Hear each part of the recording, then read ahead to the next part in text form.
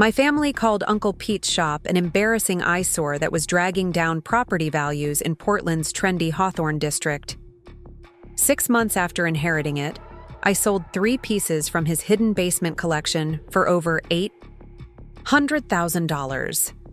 My cousin Jessica, who spent 2 years fighting me in court claiming I didn't deserve a penny, she's now facing professional sanctions for filing a frivolous lawsuit, while I'm running the most talked-about gallery in the Pacific Northwest. Before we jump back in, tell us where you're tuning in from, and if this story touches you, make sure you're subscribed, because tomorrow I've saved something extra special for you. The first time I walked into Pete's Curiosities and Antiques after the funeral, dust motes danced in the afternoon sunlight streaming through windows that probably hadn't been cleaned in a decade. My cousin Jessica stood beside me, her designer, heels clicking impatiently against the worn wooden floors as she surveyed what she clearly considered a catastrophe. "Sarah, look at this place," she said, waving a manicured hand toward towers of seemingly random objects that reached nearly to the ceiling. "It's going to cost a fortune just to haul all this junk to the dump. Uncle Pete really lost it toward the end, didn't he?" I ran my fingers along the edge of a weathered oak desk, remembering how Uncle Pete used to sit behind it on Saturday afternoons when I'd visit after college, his reading glasses perched on his nose as he carefully catalogued his latest finds. Jessica had never bothered to visit him here, claiming she was too busy building her legal career to waste time in what she called his hoarding den. "He wasn't lost," I said quietly, picking up a small ceramic vase that caught the light in an interesting way. He knew exactly what he was doing. Jessica snorted, pulling out her phone to take photos. "Really? Because from where I'm standing, it looks like 40 years of compulsive shopping with no organization whatsoever. Dad was right to worry about his mental state." The comment stung because I knew it reflected what most of our family thought about Uncle Pete. Robert, Jessica's father and Pete's younger brother, had spent years making pointed comments at family gatherings about how Pete needed to get his act together and sell the property while the neighborhood was gentrifying. The building itself was worth at least $350,000, sitting as it did on a prime corner lot in one of Portland's most desirable districts. But I remembered a different Uncle Pete, the man who had taught me to see beauty in unexpected places, who had encouraged my interest in art when my parents were pushing me toward business school, who had been the only family member to attend my college gallery, showing where I'd displayed my graphic design portfolio. While everyone else saw eccentricity, I had always sensed there was more to his collecting than met the eye. "The will reading is next week," Jessica continued, snapping photos of what she clearly considered evidence of hoarding. "I've already spoken with my firm about contesting it. There's no way Pete was competent when he made the decision to leave everything to you." I looked around the shop with fresh eyes, trying to see it through Jessica's perspective.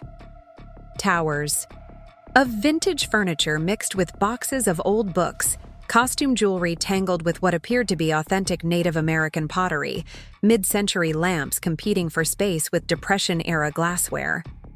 To someone who valued order and obvious worth, it probably did look like chaos. But I had grown up hearing Uncle Pete's stories about each piece, about the estate sales where he'd discovered hidden treasures, about the families who had entrusted him with their most precious possessions when they couldn't care for them anymore. He had always insisted that the most valuable things were often the ones other people overlooked. "You can contest it all you want," I said, turning to face my cousin directly. But Pete was sharper than any of us right up until the end. He knew exactly what he was doing when he chose who to trust with this place. Jessica's expression hardened, and I could see the calculation in her eyes. She had always been the family success story, the one who had followed the expected path from prestigious university to corporate law firm to suburban house with the perfect husband.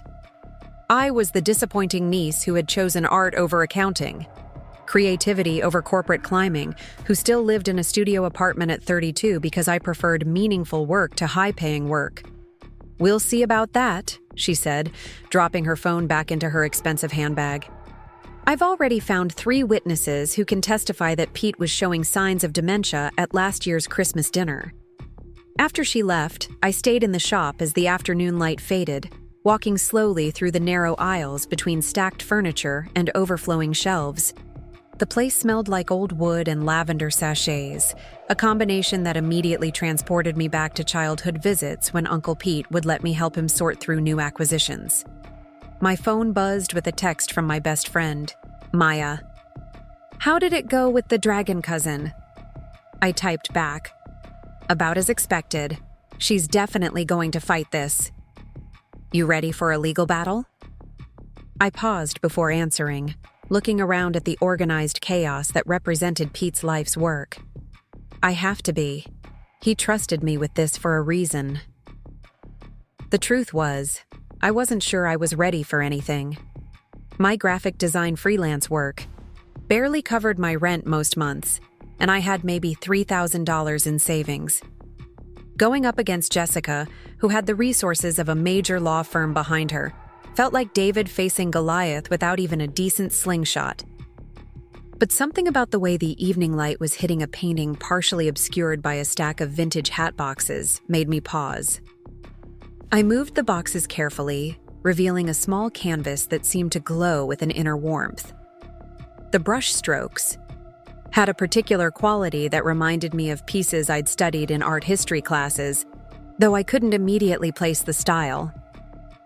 Uncle Pete had always been secretive about where he acquired his pieces, claiming that a good dealer never revealed his sources.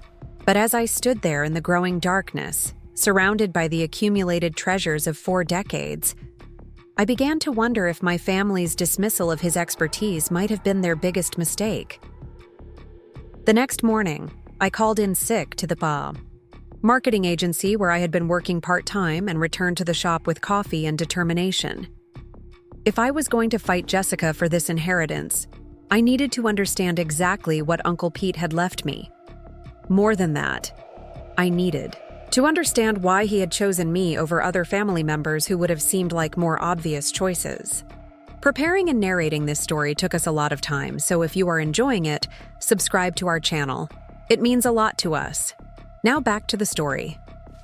I found his personal papers in the old roll-top desk, carefully organized in manila folders despite the apparent chaos everywhere else. There were purchase receipts going back 20 years, correspondence with auction houses, and detailed notes about the provenance of various pieces. But it was the letter addressed to me, dated just 6 months before his death, that made everything clear.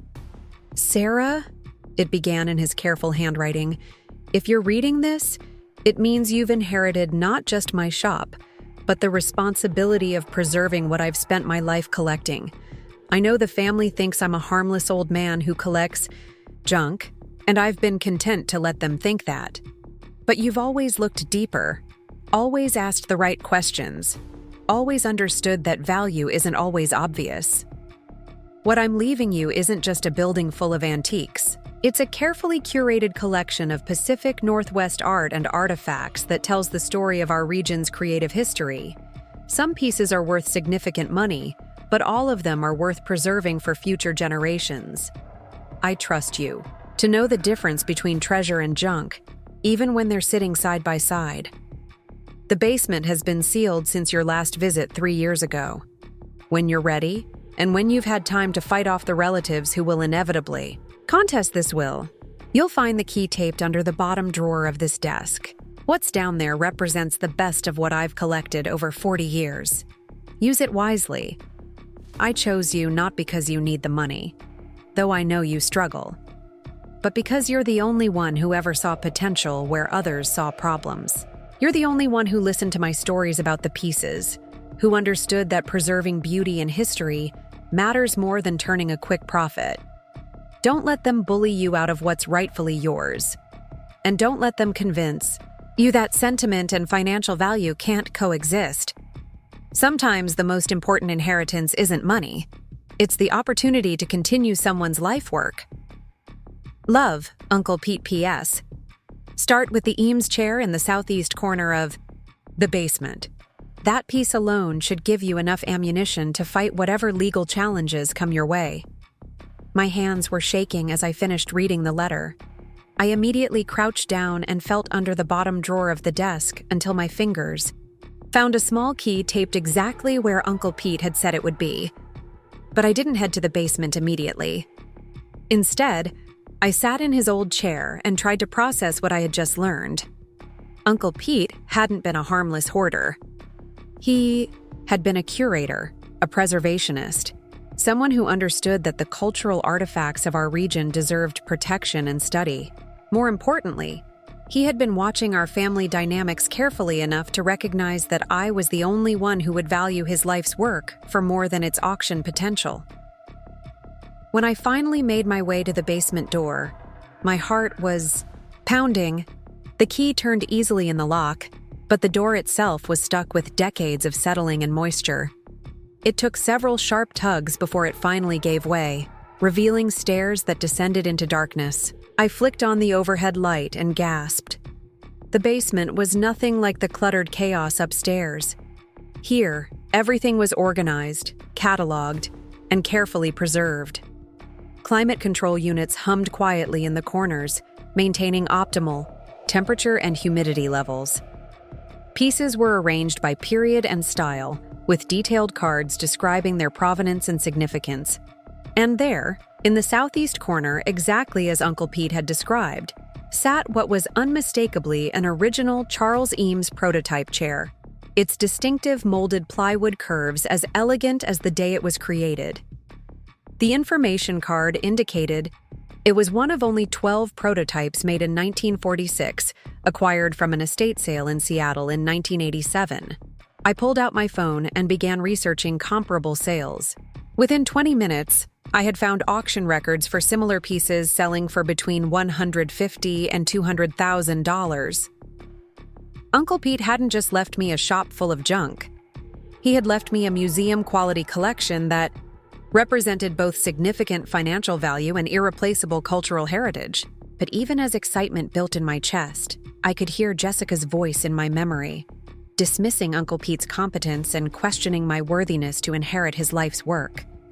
The legal battle ahead would be brutal, and I would need every advantage. I could get to prove that Uncle Pete had been far from the declining old man my family believed him to be. I spent the rest of that day in the basement, cataloging and photographing the most impressive pieces.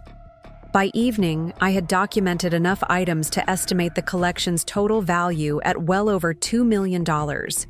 More importantly, I had begun to understand the scope of Uncle Pete's knowledge and the careful thought that had gone into each acquisition. This wasn't just an inheritance. It was a mission, a responsibility to preserve and share the artistic heritage of the Pacific Northwest. And despite my family's doubts about my capabilities, I was determined to prove that Uncle Pete had chosen the right person to carry on his work. The war with Jessica was about to begin, but for the first time since the funeral, I felt ready for the fight. The morning of the will reading, I stood in front of my tiny bathroom mirror trying to decide if my best blazer looked professional enough to face a room full of relatives who had already decided I didn't deserve to be there. My phone had been buzzing since 6 a.m. with messages from various family members, each one finding creative ways to suggest that I should do the right thing and split the inheritance with Jessica. Helen Martinez, Uncle Pete's attorney, had chosen to hold the reading at her downtown office rather than the traditional family gathering, which probably should have been my first clue that this wasn't going to be a typical distribution of assets. I arrived 15 minutes early and found Jessica already seated at the polished conference table, flanked by 2 associates from her law firm, and wearing the kind of confident expression that came from never having lost an argument. "Sarah," she said with the tone she might use to address a child who had tracked mud through the house, "I'm glad you decided to come. This will make things much simpler." Robert sat across from her, drumming his fingers impatiently against the table surface. He had been Uncle Pete's closest living relative before Pete's death, and I could see the barely contained frustration in his eyes at being passed over in favor of his brother's eccentric choices. "I still think Pete wasn't thinking clearly those last few years," Robert said, not bothering to lower his voice even though Helen was clearly within earshot. All that time alone in that shop, surrounded by all that clutter. It wasn't healthy. Helen cleared her throat and opened a thick folder that contained what looked like considerably more paperwork than a simple will transfer should require. She was a small woman in her 60s with steel gray hair and the kind of sharp eyes that missed nothing, and I had the distinct impression that she had been looking forward to this meeting for quite some time. "Before we begin," she said, adjusting her reading glasses, "I want to make it clear that Peter Mitchell was one of the most mentally acute clients I've ever worked with. He updated this will 6 times over the past decade, and each revision showed careful consideration of his options and deep thought about the consequences of his decisions." Jessica shifted uncomfortably in her chair. "With respect, Helen, we all know that Pete became increasingly isolated and eccentric in his final years. The family has concerns about his capacity to make sound judgments." "I'm sure you do," Helen replied dryly, "which is why Peter anticipated this exact conversation and took steps to address it." She pulled out a thick document and placed it in the center of the table. "This is a comprehensive psychological evaluation conducted by Dr. Margaret Chen, a licensed neuropsychologist, just 8 months ago. Peter requested the evaluation specifically because he wanted to ensure that his mental competency could not be questioned after his death." The silence in the room was deafening. Jessica's confident expression faltered as Helen continued speaking. "Dr. Chen's evaluation found Peter to be functioning at superior levels in all cognitive areas, with particular strengths in pattern recognition, analytical thinking, and long-term memory. Her report specifically notes his exceptional ability to assess value and authenticity in collectible items, describing his expertise as museum quality and comparing his knowledge to that of professional curators." I felt my chest tighten, with a mixture of vindication and grief. Uncle Pete had known exactly what the family thought of him, and he had systematically documented his competence to protect both his legacy and my inheritance. The man who had been dismissed as a harmless eccentric had been playing chess while everyone else was playing checkers. "Furthermore," Helen continued, "Peter maintained detailed financial records showing that his collecting activities generated consistent profits over 4 decades. His business dealings were methodical, well-researched, and highly successful by any reasonable measure." Robert's face had turned an interesting shade of red. "Successful? Helen, have you seen that shop? It's a disaster zone. If he was making money, where did it all go?" Helen smiled for the first time since we had entered the room. "That's an excellent question, Robert. Perhaps Sarah can answer it for you after she's had a chance to fully explore her inheritance." The actual reading of the will took less than 10 minutes.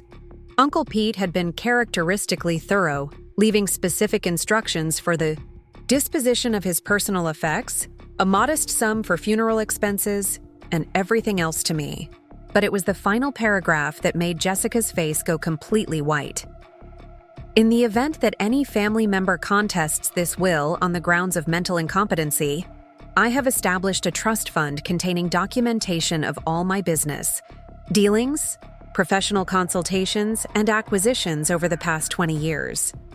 This documentation will be made available to the courts to demonstrate my continued mental acuity and business expertise. Additionally, any family member who pursues such a contest will forfeit their right to any future inheritance from my estate, including items of sentimental value." Jessica's legal training kicked in immediately. "Helen, that kind of punitive clause isn't necessarily enforceable." "You're welcome to test that theory in court," Helen replied pleasantly. Though I should mention that Peter consulted with 3 different estate planning specialists to ensure this document would withstand any legal challenges. He was particularly concerned about protecting Sarah from exactly the kind of harassment she's likely to face over the next few months. As we filed out of the office, Jessica grabbed my arm in the hallway. Her grip was firm enough to be uncomfortable, and her voice had lost all pretense of family warmth. "This isn't over, Sarah. Mental competency evaluations can be challenged, especially when there's evidence of undue influence. That shop is worth serious money, and I'm not going to let you walk away with everything just because you were Pete's favorite. I pulled my arm free and looked her directly in the eyes. Pete wasn't anyone's favorite, Jessica. He was just smart enough to recognize who actually cared about him versus who only showed up when they needed something. The moment I said it, I knew I had crossed a line.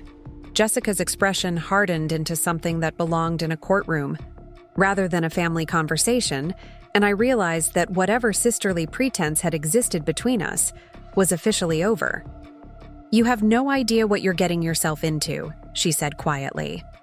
"That property is valuable, and you don't have the resources to maintain it or the knowledge to manage what's inside it. You're going to end up losing everything anyway, so why not save us all the trouble and work out a reasonable settlement now?" But I was thinking about Uncle Pete's letter, about the basement full of carefully preserved artifacts, about the Eames chair that was worth more than I made in 3 years. For the first time in my adult life, I felt like I had something worth fighting for. "Because," I said, surprised by the steadiness in my own voice, "Uncle Pete trusted me to preserve his life's work, and I'm not going to let him down." The week following the will reading felt like living in a fishbowl where every family member had suddenly developed strong opinions about my character, my competence, and my worthiness to inherit anything more valuable than Uncle Pete's collection of vintage coffee mugs. My phone rang constantly with calls from relatives I hadn't heard from in years, each one offering increasingly creative suggestions for how I might share the inheritance in the interest of family harmony. My Aunt Karen, Robert's wife, cornered me at the grocery store to explain how disappointed she was in my selfishness. My cousin Michael sent a long Facebook message detailing all the ways that Uncle Pete's property could benefit the entire family if it were managed properly by someone with actual business experience. Even my grandmother called from her assisted living facility to remind me that family comes first, and that Uncle Pete wouldn't have wanted this kind of fighting. The irony wasn't lost on me that these same relatives had spent years barely acknowledging Uncle Pete's existence. Family gatherings had always been exercises in polite avoidance, with everyone carefully steering conversations away from his eccentric collecting and his stubborn refusal to sell the shop and move somewhere more appropriate for a man his age. I had been the only one who visited him regularly, the only one who listened to his stories about the pieces he acquired, the only one who understood that his apparent disorganization actually reflected a deep knowledge of art history and market dynamics. While Jessica was building her legal career and Robert was climbing the corporate ladder, I had been learning to see value where others saw clutter. My graphic design work had actually prepared me well for understanding Uncle Pete's world. Both fields required the ability to recognize quality, to spot authentic details that separated professional work from amateur attempts, to understand how aesthetic choices reflected deeper cultural currents. When Uncle Pete showed me a Depression-era pottery vase, I could see the craftsmanship in its glazing techniques. When he acquired a mid-century modern lamp, I understood how its clean lines reflected the optimism of post-war American design. But my family had never valued those skills. When I chose art over business school, when I decided to freelance rather than pursue a traditional corporate career, when I prioritized creative fulfillment over financial security, they had seen evidence of impracticality rather than dedication to something meaningful. Maya found me crying in my apartment 3 days after the will reading, surrounded by legal documents and feeling completely overwhelmed by the magnitude of what I was facing. "Okay," she said, settling onto my couch with a bottle of wine and the kind of determined expression that meant she was prepared to solve all my problems through sheer force of will. "Talk to me. What exactly are we dealing with here?" Maya and I had been friends since our sophomore year of college, when we were randomly assigned as roommates and discovered that we shared a love of obscure foreign films and a complete inability to keep houseplants alive. She had gone on to become a social worker, channeling her natural empathy into helping families navigate crisis situations, while I had pursued my passion for visual arts, despite everyone's predictions of financial disaster. Jessica's already filed a preliminary motion to contest the will, I said, showing her the legal papers that had been delivered that morning. Her argument is that Uncle Pete was mentally incompetent and that I exerted undue influence over him during his final years. Maya scanned the documents with the careful attention she brought to all bureaucratic paperwork. What kind of evidence does she have? That's just it. She doesn't really have any. Uncle Pete's psychological evaluation is rock solid, and Helen has documentation of all his business dealings going back 20 years, but Jessica's counting on the fact that I can't afford to fight a prolonged legal battle. Can you? I laughed, but there wasn't much humor in it. I have about $3,000 in savings and a credit card that's already close to maxed out. Jessica has the resources of a major law firm and a family that's convinced I'm stealing their inheritance. Maya was quiet for a long moment, swirling wine in her glass and thinking. Finally, she looked up at me with the expression that usually preceded her most brilliant insights. Sarah, you're approaching this all wrong. You're acting like you have to defend yourself against Jessica's accusations, but what if you went on the offensive instead? What if you proved that Uncle Pete wasn't just competent, but that he was actually a brilliant collector who left you something extraordinary? The idea was intriguing, but I wasn't sure how to implement it. What do you mean? I mean, stop hiding in your apartment feeling sorry for yourself and start documenting what Uncle Pete actually left you. Get professional appraisals, research the provenance of the most valuable pieces, build a case that shows he was a sophisticated collector rather than a harmless hoarder. That would take time and money I don't have. Then we need to figure out how to get both. Maya pulled out her laptop and started typing. I have a client whose brother is an art appraiser, and my college roommate from freshman year works at the Portland Art Museum. Plus, didn't you say Uncle Pete's letter mentioned that some pieces were worth significant money? I thought about the Eames chair in the basement, about the careful organization and climate control that spoke to serious collecting rather than casual accumulation.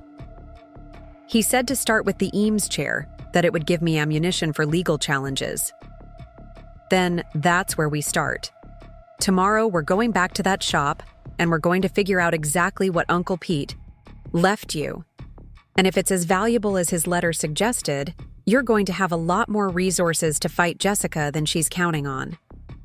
That night, I dreamed about Uncle Pete's shop, but instead of the cluttered chaos I remembered from my childhood, I saw it as it might have been in his mind. A carefully curated exhibition where every piece told a story about Pacific Northwest, culture, and artistic heritage. When I woke up, I felt more determined than I had since the funeral. The next morning, Maya and I drove to the shop together, armed with notebooks, cameras, and a determination to understand the full scope of what Uncle Pete had preserved. The basement revealed its secrets slowly, but each discovery reinforced my growing conviction that I wasn't just inheriting a building full of antiques. I was becoming the custodian of a remarkable collection that deserved professional recognition. The Eames chair was even more impressive in daylight, its molded plywood curves showing the subtle variations that marked it as a prototype rather than a production model. But it was just the beginning.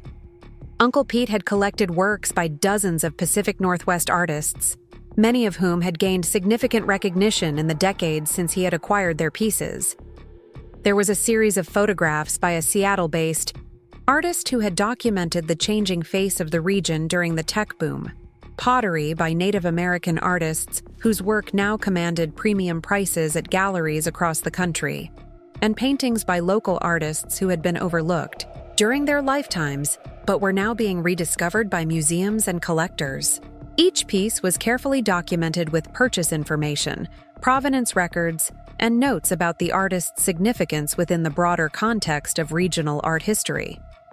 Uncle Pete hadn't just been collecting objects, he had been preserving the artistic heritage of the Pacific Northwest with the dedication of a professional curator. By the end of the day, we had photographed and catalogued enough pieces to estimate the collection's value at well over $2 million. More importantly, We had documented clear evidence of Uncle Pete's expertise and the systematic approach he had taken to building the collection. "Jessica has no idea what she's fighting for," Maya said as we locked up the shop that evening. "She thinks this is about a building and some old furniture. She doesn't realize that Uncle Pete left you a museum-quality collection that any major institution would be proud to display." I felt the weight of responsibility settling on my shoulders, but for the first time since the funeral, it felt manageable rather than overwhelming. Uncle Pete had chosen me not because I was the most successful member of the family, but because I was the one who would understand the true value of what he had preserved. The legal battle with Jessica was far from over, but now I had something to fight with rather than just something to defend. Uncle Pete's legacy wasn't just mine to inherit. It was mine to protect and share with the world that had overlooked his expertise for far too long. Growing up in the Mitchell family meant learning early that success was measured in very specific terms: steady employment, suburban home ownership, and the kind of predictable life trajectory that could be summarized in Christmas card updates. Uncle Pete had failed spectacularly by these standards, which made him both an object of family concern and a source of quiet embarrassment at gatherings where everyone else could boast about promotions, mortgages, and children's achievements. I remembered being 12 years old at my grandfather's funeral, watching Uncle Pete stand slightly apart from the rest of the family, while Robert gave a speech about carrying on the family traditions of hard work and responsibility. Pete was wearing a paint-stained cardigan and mismatched socks, and I could hear my mother whispering to my aunt about how someone really needed to have a talk with him about appropriate attire for family occasions. But after the service, when everyone else was clustered around the reception table discussing real estate values and retirement planning, Uncle Pete was the one who found me hiding in the garage, overwhelmed by the formal grief and adult conversations. I didn't understand. He sat down beside me on my grandfather's workbench and started telling me stories about the old tools hanging on the pegboard, about how each one had a specific purpose and a history of solving particular problems. "People think tools are just things," he said, picking up a well-worn chisel and turning it over in his hands. "But really, they're relationships between people and problems. Your grandfather used this exact chisel to carve the wooden duck that sits on your grandmother's mantel. Every time she looks at that duck, she's seeing his hands working, his concentration, his love for her made visible." That was my first real lesson in seeing objects as more than their surface appearance, in understanding that value could be emotional and historical rather than just financial. While the rest of the family saw Uncle Pete's collecting as evidence of inability to prioritize, I began to understand it as a form of storytelling, a way of preserving connections that might otherwise be lost. The family dynamics around Uncle Pete became more strained as property values in his neighborhood began rising. Robert had been pushing him for years to sell the shop and move somewhere more manageable, somewhere that would free up the equity. He was wasting on what everyone considered a failing business. The conversations at family dinners grew increasingly pointed, with subtle and not-so-subtle hints that Pete was being irresponsible by holding on to valuable real estate when he could be living more comfortably somewhere else. "It's not about the money," Robert would say, usually after his second beer, and with the kind of forced patience that suggested it was absolutely about the money. "It's about Pete's safety and well-being. That neighborhood is changing and he's all alone in that big building with all those valuable things. What if someone breaks in? What if he has a medical emergency and there's no one around to help?" Jessica, even as a teenager, had perfected the art of the concerned suggestion. "Uncle Pete, you could get such a nice condo for what that property is worth, somewhere with security and other people around. Wouldn't that be more comfortable than dealing with all the maintenance and upkeep?" But Uncle Pete had always deflected these suggestions with gentle humor and stubborn persistence. "I'm not ready to downsize my life just yet," he would say. "There's still too much work to do, too many stories left to collect." I was the only family member who understood what he meant by work. Starting when I was in high school, I began helping him at estate sales and auction houses, learning to spot quality pieces among the cast-offs and forgotten treasures that families were eager to sell. Uncle Pete had an uncanny ability to recognize potential value where others saw only outdated furniture or unfashionable art. The secret, he told me during one memorable afternoon at an estate sale in the Pearl District, is learning to see past the surface presentation. That lamp over. There looks like typical 70s junk, but look at the maker's mark on the base. It's a George Nelson prototype that someone probably bought for $20 at a garage sale in 1985. He was right, of course. The lamp sold at auction 6 months later for $12,000, and I began to understand that Uncle Pete's expertise went far beyond the casual collecting that everyone assumed explained his accumulation of objects. During my college years, our relationship deepened into something approaching a mentorship. While I was studying graphic design and art history, Uncle Pete was providing a practical education in authentication, market dynamics, and the complex relationship between artistic merit and commercial value. He taught me to research provenance, to recognize the signatures and techniques that distinguished original work from reproductions, to understand how cultural movements translated into aesthetic choices that could be read decades later. Most people think art appreciation is about having good taste, he said one afternoon as we examined a painting he was considering purchasing. But it's really about understanding context. This piece isn't valuable because it's pretty. It's valuable because it represents a specific moment in Pacific Northwest artistic development, when local artists were beginning to incorporate Native American influences into modernist techniques. The family never understood these conversations, never recognized that Uncle Pete was sharing knowledge that art historians and museum curators spent years developing through formal education. To them, our time together looked like an eccentric old man indulging his favorite niece's impractical interests. They worried that he was encouraging my tendency toward unrealistic career goals, rather than steering me toward more practical pursuits. The tension came to a head during my senior year of college, when I announced that I was planning to freelance as a graphic designer, rather than pursue a traditional corporate position. Robert took me aside at Christmas dinner to express his concerns about my decision-making, and his frustration with Uncle Pete's influence came pouring out. "Sarah, I love my brother, but you can't model your life after his choices," Robert said, glancing toward the living room where Uncle Pete was examining the craftsmanship of my grandmother's antique china cabinet.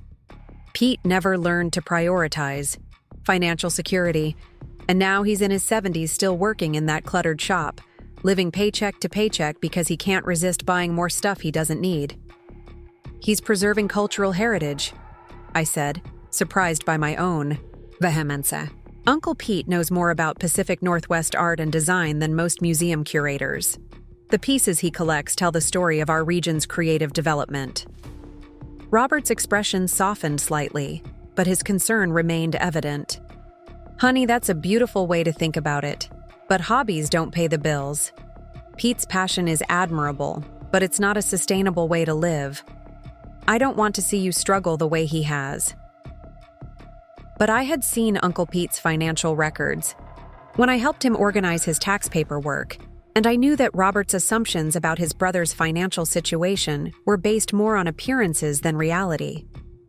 Uncle Pete's struggling shop actually generated consistent profits through careful buying and selling, though he reinvested most of his earnings back into acquiring new pieces rather than improving his personal living situation. The disconnect between the family's perception of Uncle Pete and the reality of his expertise became the foundation of my own relationship with financial success. While Jessica climbed the corporate ladder and accumulated the traditional markers of achievement, I chose to prioritize meaningful work over maximum income, creative fulfillment over social expectations.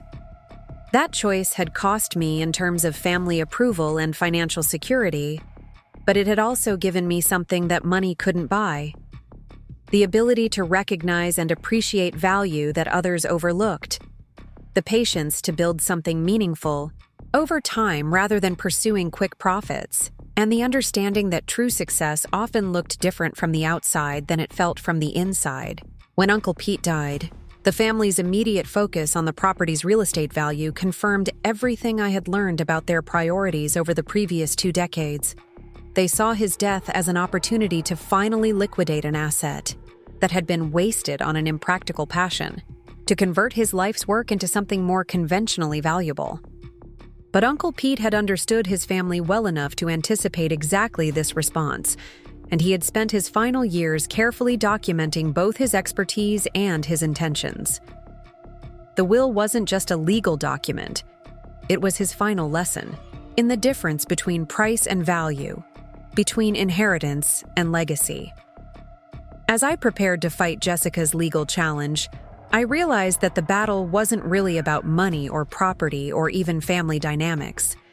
It was about 2 fundamentally different ways of understanding what made a life worthwhile, what kinds of achievements deserved recognition, and what responsibilities came with preserving the past for future generations.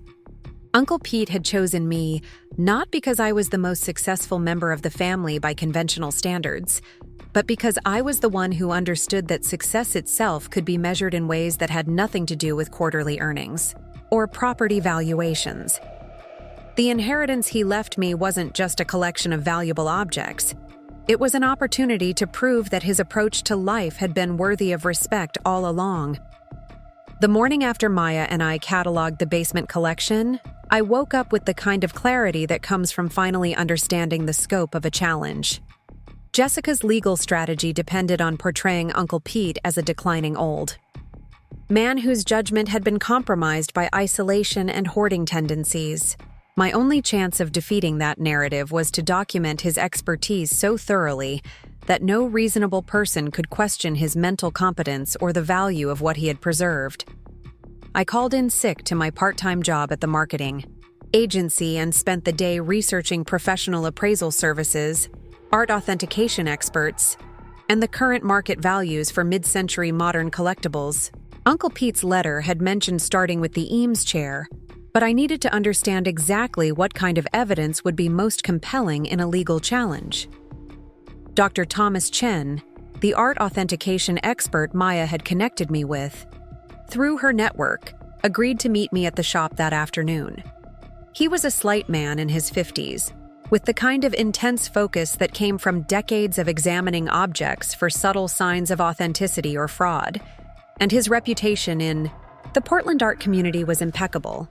"Your friend mentioned that you've inherited a collection of Pacific Northwest art and design pieces," he said as I led him down to the basement. "I have to admit, I'm curious about what someone could accumulate over 40 years of collecting in this region." When I opened the basement door and turned on the lights, Dr. Chen stopped walking. He stood at the top of the stairs for several seconds, taking in the organized displays, the climate control equipment, and the sheer scope of what Uncle Pete had preserved. "This isn't a collection," he said quietly. "This is a private museum." For the next 3 hours, Dr. Chen moved through the basement with the reverence of someone who recognized exceptional curation when he saw it. He examined pieces carefully, cross-referencing Uncle Pete's documentation with his own extensive knowledge of regional artists and design movements. "Your uncle had an extraordinary eye," he said, photographing the detailed provenance cards that accompanied each piece. "Some of these acquisitions show remarkable foresight. He was collecting works by Native American artists 20 years before the mainstream art world began recognizing their significance. The Eames chair proved to be even more valuable than I had hoped. Dr. Chen's preliminary examination suggested it was one of the earliest prototypes, created during the initial development phase when Charles and Ray Eames were still experimenting with different molding techniques. Comparable pieces had sold at major auction houses for between $180,000 and $250,000. But this chair represents more than just financial value, Dr. Chen explained as he documented its construction details. "It's a piece of design history, a tangible connection to one of the most influential creative partnerships of the 20th century. Your uncle understood that he wasn't just buying furniture, he was preserving a cultural artifact." As we worked our way through the collection, a pattern emerged that demonstrated Uncle Pete's sophisticated understanding of art market dynamics. He had consistently identified undervalued artists and design movements years before they gained mainstream recognition, building a collection that told the story of Pacific Northwest creative development with remarkable comprehensiveness. There were paintings by indigenous artists who had bridged traditional techniques with contemporary themes, pottery that documented the evolution of local ceramic traditions, photographs that captured the region's transformation during the tech boom, and furniture pieces that represented important moments in American design history. "The documentation alone is museum quality," Dr. Chen said, reviewing Uncle Pete's careful records. He tracked not just purchase information and provenance, but also the cultural context of each piece. These notes read like a dissertation on Pacific Northwest art history. By evening, we had identified at least 15 pieces that Dr. Chen considered significant enough to warrant individual authentication and formal appraisal. His conservative estimate put the total collection value at well over $2 million, but he emphasized that the cultural and historical significance went far beyond financial worth. "Your uncle created something unique here," he said as we prepared to leave. "This isn't just a valuable collection. It's a comprehensive archive of regional artistic heritage. Most major museums would be honored to display a collection of this caliber." That night, I sat in my apartment surrounded by photographs and notes from our investigation, trying to process the magnitude of what Uncle Pete had accomplished. He hadn't just been collecting objects. He had been writing an alternative history of Pacific Northwest culture, one that centered the voices and perspectives that mainstream institutions had often overlooked. The next morning brought a call from Helen Martinez with news that Jessica had accelerated her legal timeline. "She's filed for an emergency hearing to place the estate in temporary receivership pending the competency challenge," Helen explained. "Her argument is that valuable assets are at risk while the will is being contested." What does that mean for me? It means we need to be prepared to demonstrate Pete's competence and the value of his collection much sooner than anticipated. Jessica is trying to force a quick resolution while you're still figuring out what you've inherited. But Jessica had miscalculated. Instead of catching me unprepared, her aggressive legal strategy had motivated me to accelerate my own investigation. I spent the next week working with Dr. Chen and 2 other authentication experts to document the most valuable pieces in Uncle Pete's collection, building a portfolio of evidence that would be difficult for any court to dismiss. The breakthrough came when Dr. Chen connected me with Dr. Sarah Whitman, a curator at the Portland Art Museum who specialized in Pacific Northwest cultural heritage.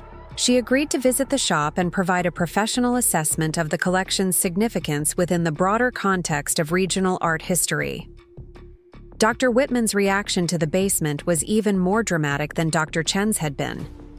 She spent almost an hour just walking through the displays, occasionally stopping to examine a piece more closely, or to check Uncle Pete's documentation against her own knowledge of specific artists and movements. "This is extraordinary," she said finally. "Your uncle has assembled one of the most comprehensive private collections of Pacific Northwest art and design that I've ever encountered. Some of these pieces are the only examples of particular artists, work that I know to exist outside of major museum collections.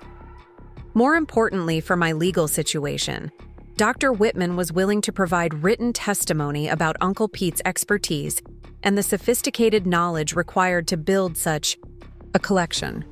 The level of connoisseurship demonstrated here is consistent with advanced academic training in art history and curatorial practice," she wrote in her preliminary report. The collector clearly possessed exceptional knowledge of regional artistic traditions, market dynamics, and authentication techniques. As I compiled professional assessments, authentication reports, and documentation of the collection's value, I began to understand the full scope of Uncle Pete's final gift to me. He hadn't just left me valuable objects.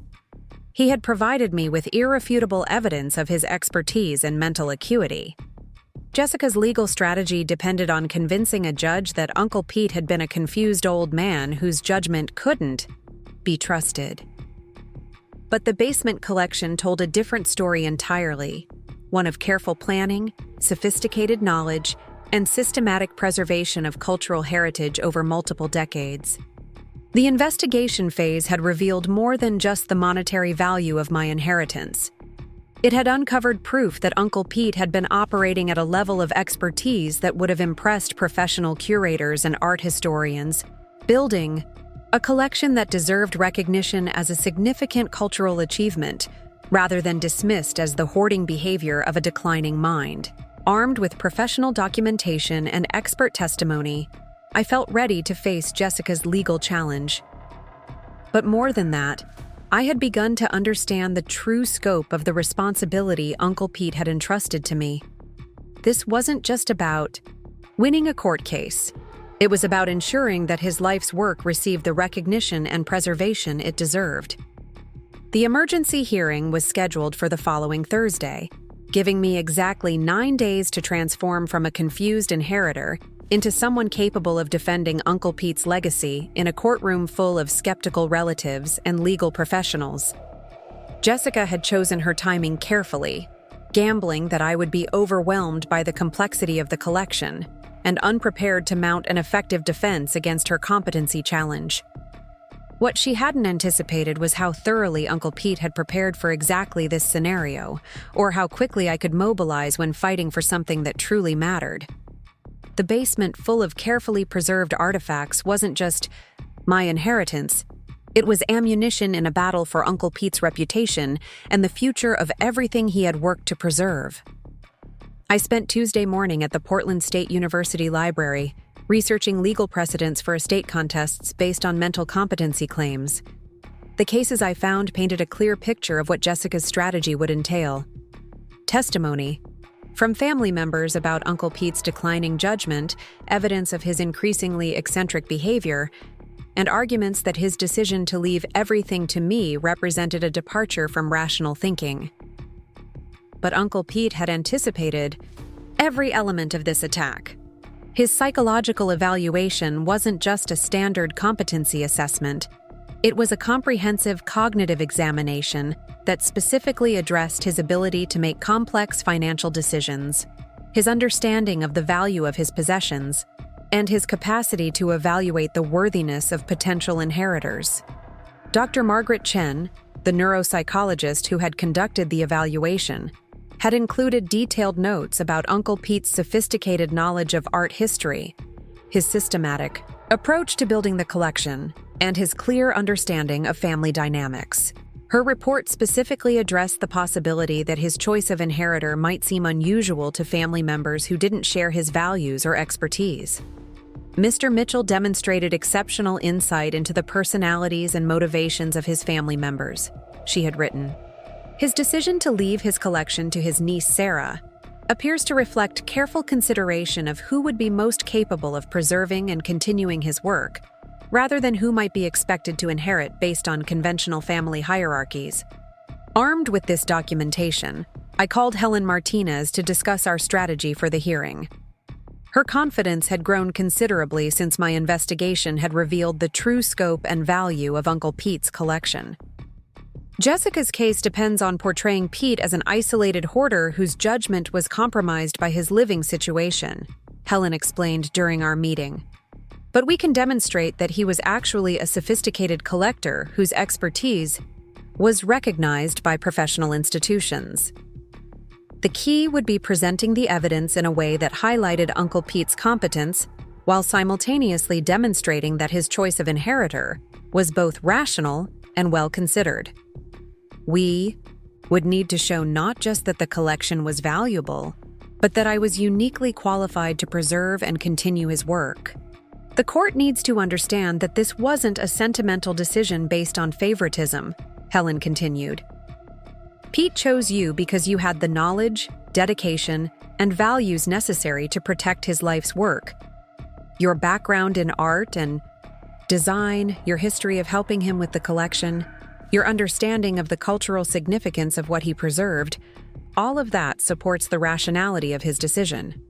That afternoon, I met with Dr. Chen and Dr. Whitman to prepare their testimony for the hearing. Both experts were willing to appear in court to discuss Uncle Pete's expertise and the significance of his collection, but they emphasized the importance of presenting the information in ways that would be accessible to people without specialized knowledge of art history.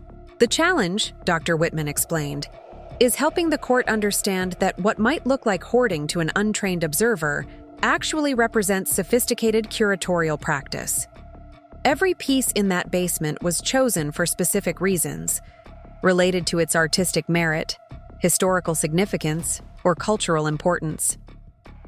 Dr. Chen had prepared a presentation that traced Uncle Pete's collecting patterns over 2 decades, showing how his acquisitions had consistently anticipated market trends and cultural shifts. He wasn't just buying things he liked, Dr. Chen said.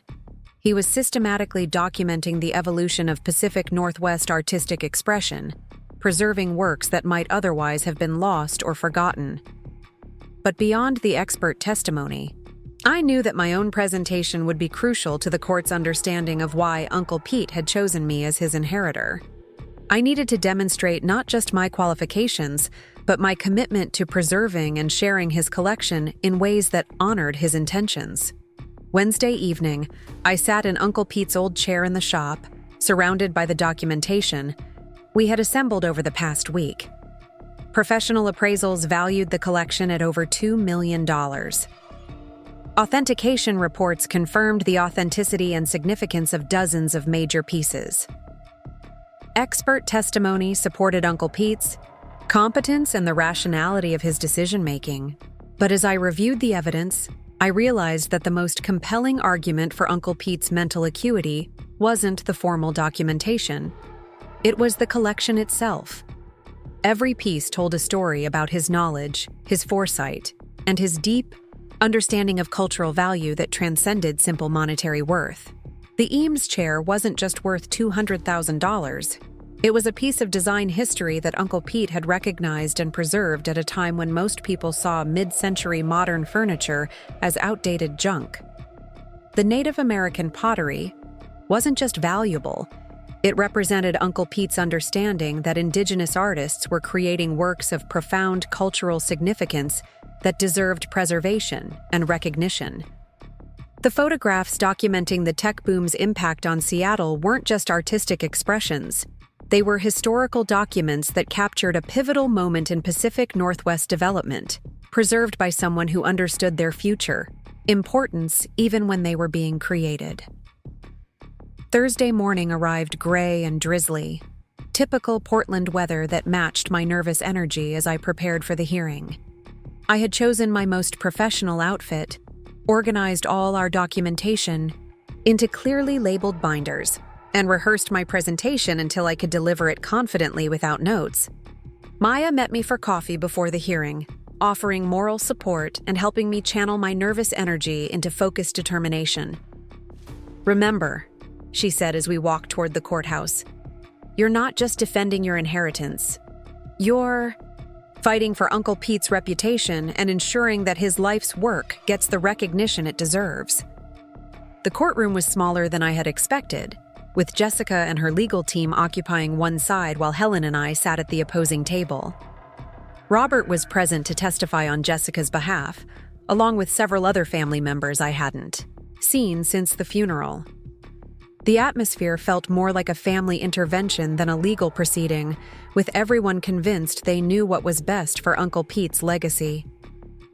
Judge Patricia Moreau presided over the hearing with the kind of measured authority that suggested she had dealt with similar family disputes many times before. Her opening remarks made it clear that she would be evaluating the evidence based on legal standards rather than family dynamics or personal opinions about inheritance decisions. This court will determine whether Peter Mitchell possessed the mental capacity to make informed decisions about his estate at the time he executed his will, she stated. The burden of proof lies with the contestant to demonstrate clear and convincing evidence of incompetence. Jessica's attorney, a polished woman in her 40s who radiated courtroom confidence, opened with a presentation designed to paint Uncle Pete as a declining old man whose judgment had been compromised by isolation and hoarding tendencies. She called Robert as her first witness, and his testimony followed the script I had expected. Pete became increasingly withdrawn in his final years, Robert said, his voice heavy with what sounded like genuine concern. The shop was cluttered to the point of being unsafe, and he seemed unable to distinguish between valuable items and worthless junk. Family members were concerned about his living conditions and his inability to make rational decisions about his finances. The testimony continued with similar themes from other family members, each one describing Uncle Pete's eccentric behavior and expressing concern about his mental state. Their concern seemed genuine, but it was based on surface observations rather than any real understanding of his activities or expertise. When Helen began our defense, the atmosphere in the courtroom shifted immediately.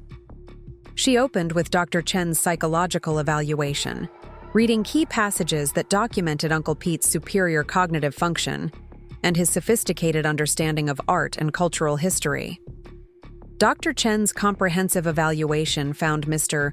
Mitchell to be functioning at exceptional levels in all areas related to decision-making capacity, Helen read. Her report specifically notes his advanced knowledge of art authentication, market dynamics, and cultural preservation, expertise that would be remarkable in someone with formal training in these areas. Dr. Chen's testimony provided detailed evidence of Uncle Pete's sophisticated collecting practices, demonstrating systematic knowledge that contradicted any suggestion of declining mental capacity.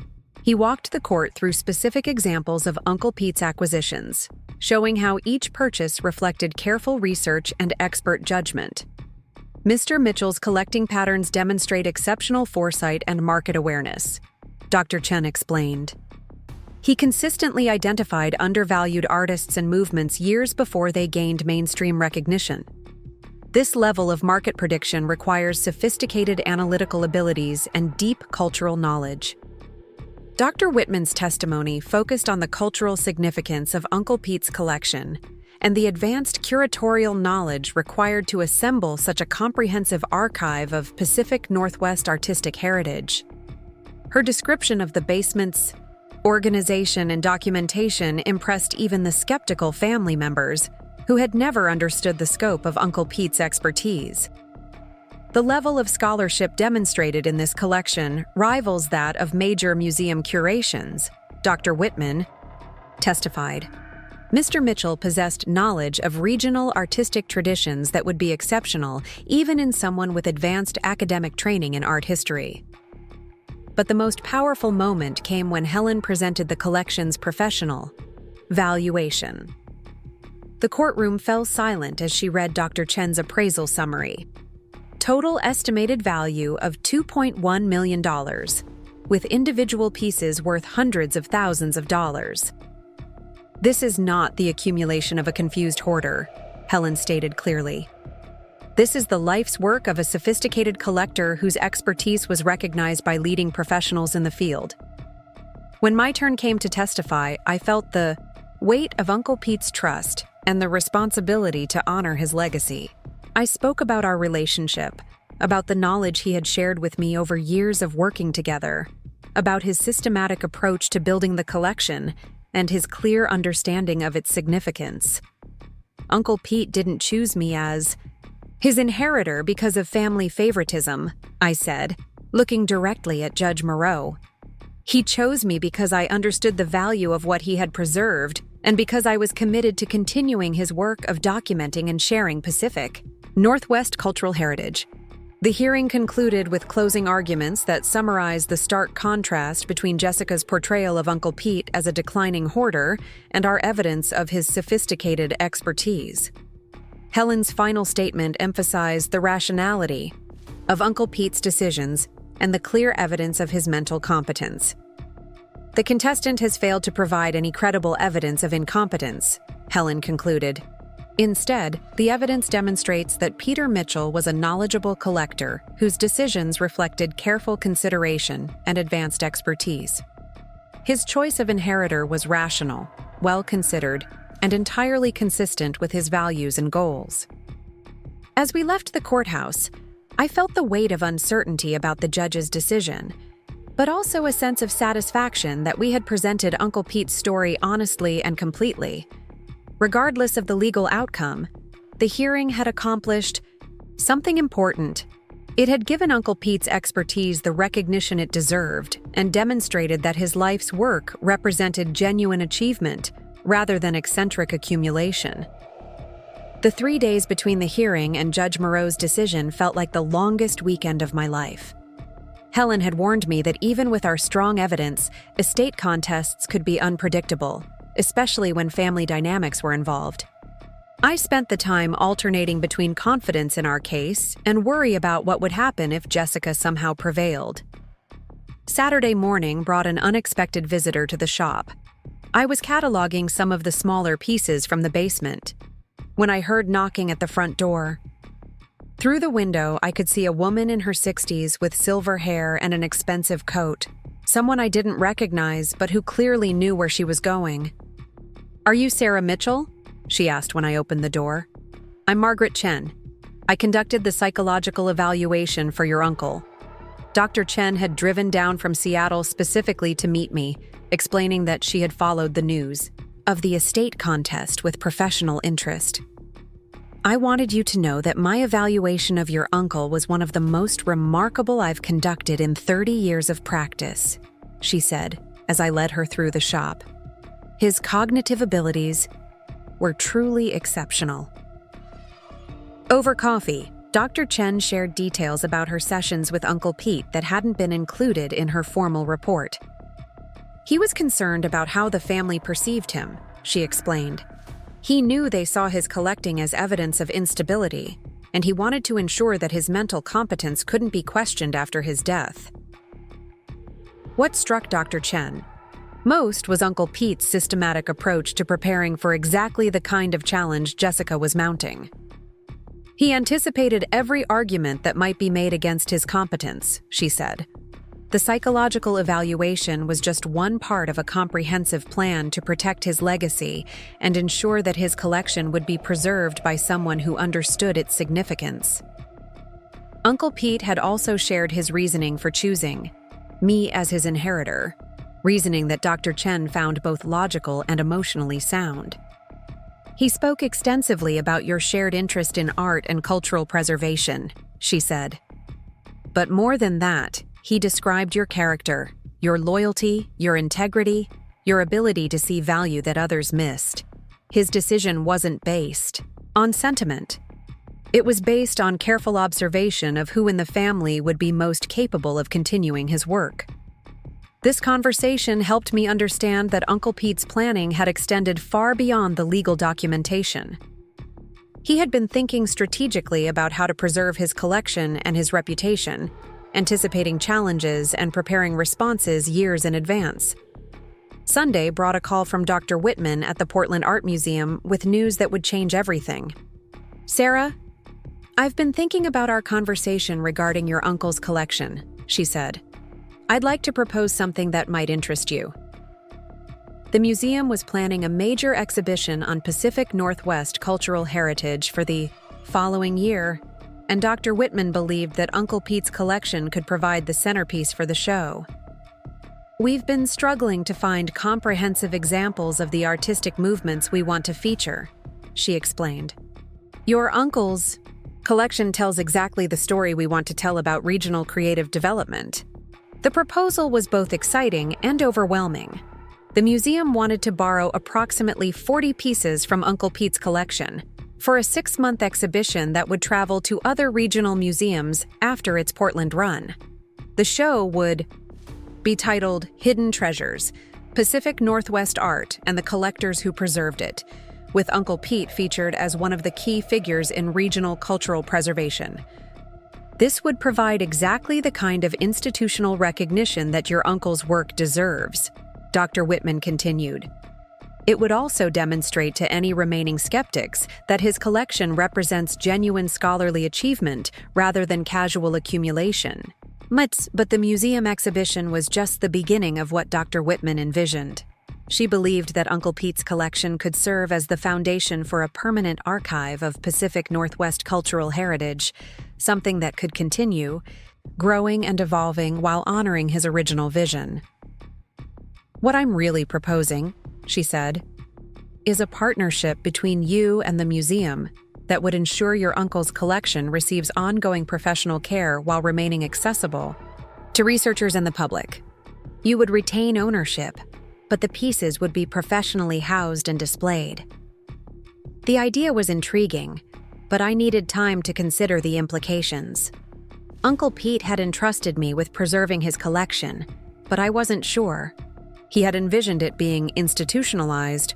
On the other hand, partnering with the museum might be the best way to ensure that his work reached the widest possible audience and received the recognition it deserved.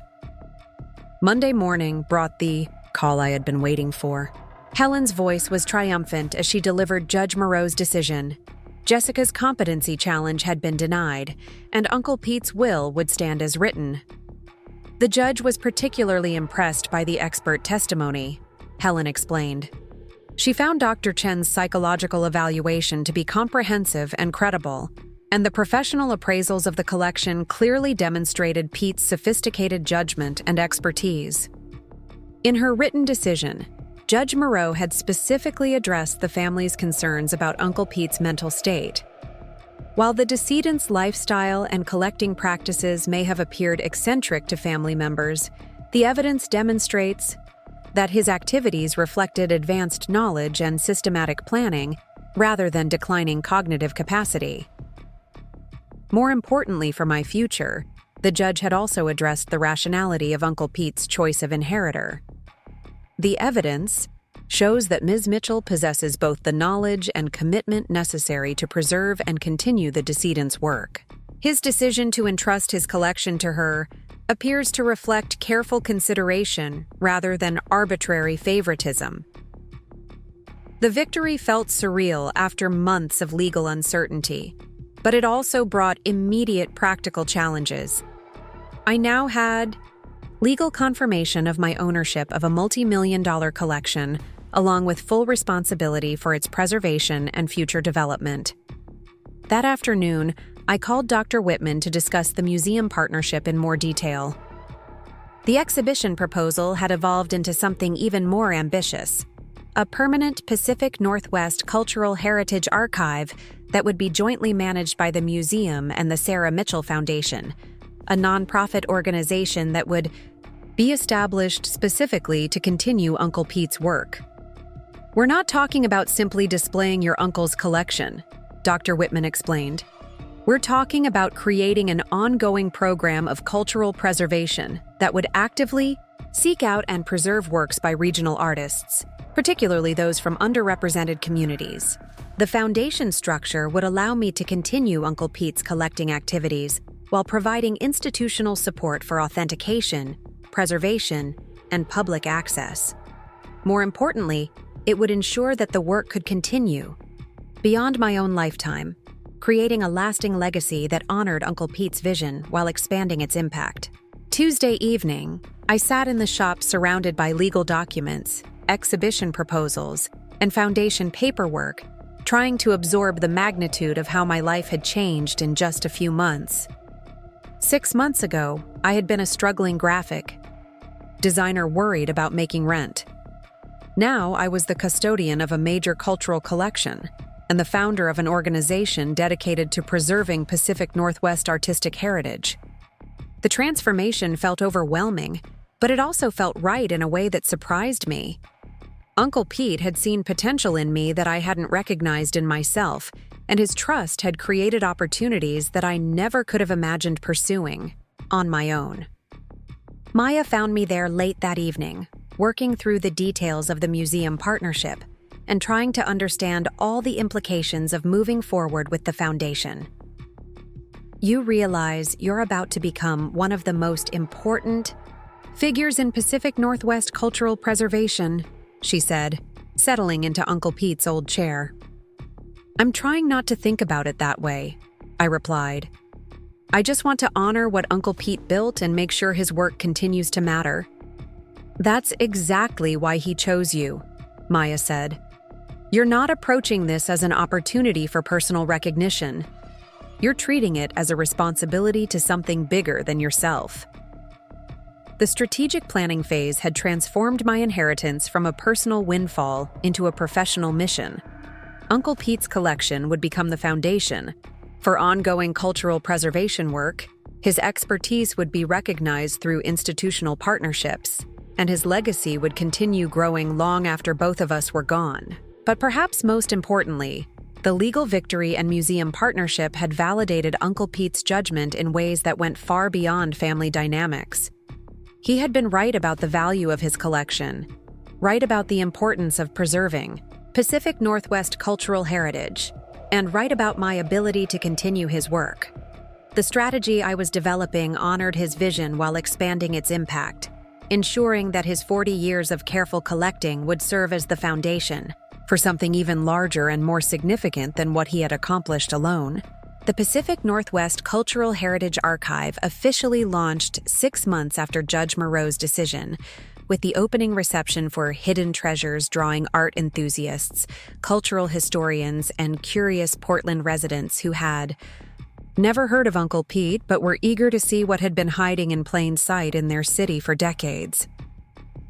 Standing in the Portland Art Museum's main gallery, surrounded by Uncle Pete's carefully preserved pieces displayed with professional lighting and detailed explanatory text, I felt the profound satisfaction of seeing his work receive the recognition it had always deserved. The Eames chair prototype held place of honor in the center of the room, with visitors regularly stopping to examine its construction details and read about Uncle Pete's remarkable foresight in acquiring it decades before its true significance was widely understood. Dr. Whitman had curated the exhibition with an artist's eye for storytelling, organizing the pieces to trace the evolution of Pacific Northwest creative expression from the region's earliest indigenous traditions through the contemporary tech-influenced art scene. Uncle Pete's collection provided examples from every major period and movement, demonstrating the comprehensive scope of his knowledge and the systematic approach he had taken to documenting regional cultural development. "This is extraordinary," said James Morrison, a critic from the Seattle Times who had driven down specifically to review the exhibition. "I had no idea that a private collector had assembled such a comprehensive archive of regional artistic heritage. This changes how we understand the history of Pacific Northwest cultural preservation." The reviews that followed the opening were unanimously positive, with critics praising both the quality of Uncle Pete's collection and the professional presentation that made its significance accessible to general audiences. The Seattle Art Museum immediately requested to host the traveling version of the exhibition, and inquiries came in from institutions as far away as San Francisco and Vancouver. But beyond the critical recognition, the exhibition accomplished something even more important. It attracted the attention of other collectors and cultural preservationists who had been working in isolation, unaware that Uncle Pete had been building something so comprehensive. Within weeks of the opening, I was contacted by 3 other private collectors who wanted to discuss contributing pieces to the archive, and 2 regional artists who had works they felt deserved preservation. The foundation structure that Dr. Whitman and I had developed was proving its value almost immediately. Rather than simply managing Uncle Pete's existing collection, we were becoming a hub for ongoing cultural preservation work, exactly as he had envisioned when he chose me as his inheritor. Jessica's response to the exhibition's success was predictably bitter. She attended the opening reception with Robert, both of them moving through the galleries with expressions that suggested they were attending a funeral rather than a celebration. I overheard her explaining to someone that the family had always known Uncle Pete had some valuable pieces, but that they were surprised by the scope of what he had accumulated. Robert approached me near the end of the evening, when most of the other guests had moved on to the after-party, and the galleries were beginning to empty. His expression was complicated, mixing what looked like genuine regret with stubborn defensiveness about the family's treatment of Uncle Pete. "Sarah, I want you to know that we never meant to dismiss Pete's interests," he said, glancing around at the professionally displayed collection. "We just didn't understand what he was doing. Looking at all this, seeing how people are responding to it, I wish we had paid more attention." His words felt like both an apology and an attempt to rewrite history, but I found that I wasn't interested in relitigating the family dynamics that had led to Uncle Pete's isolation.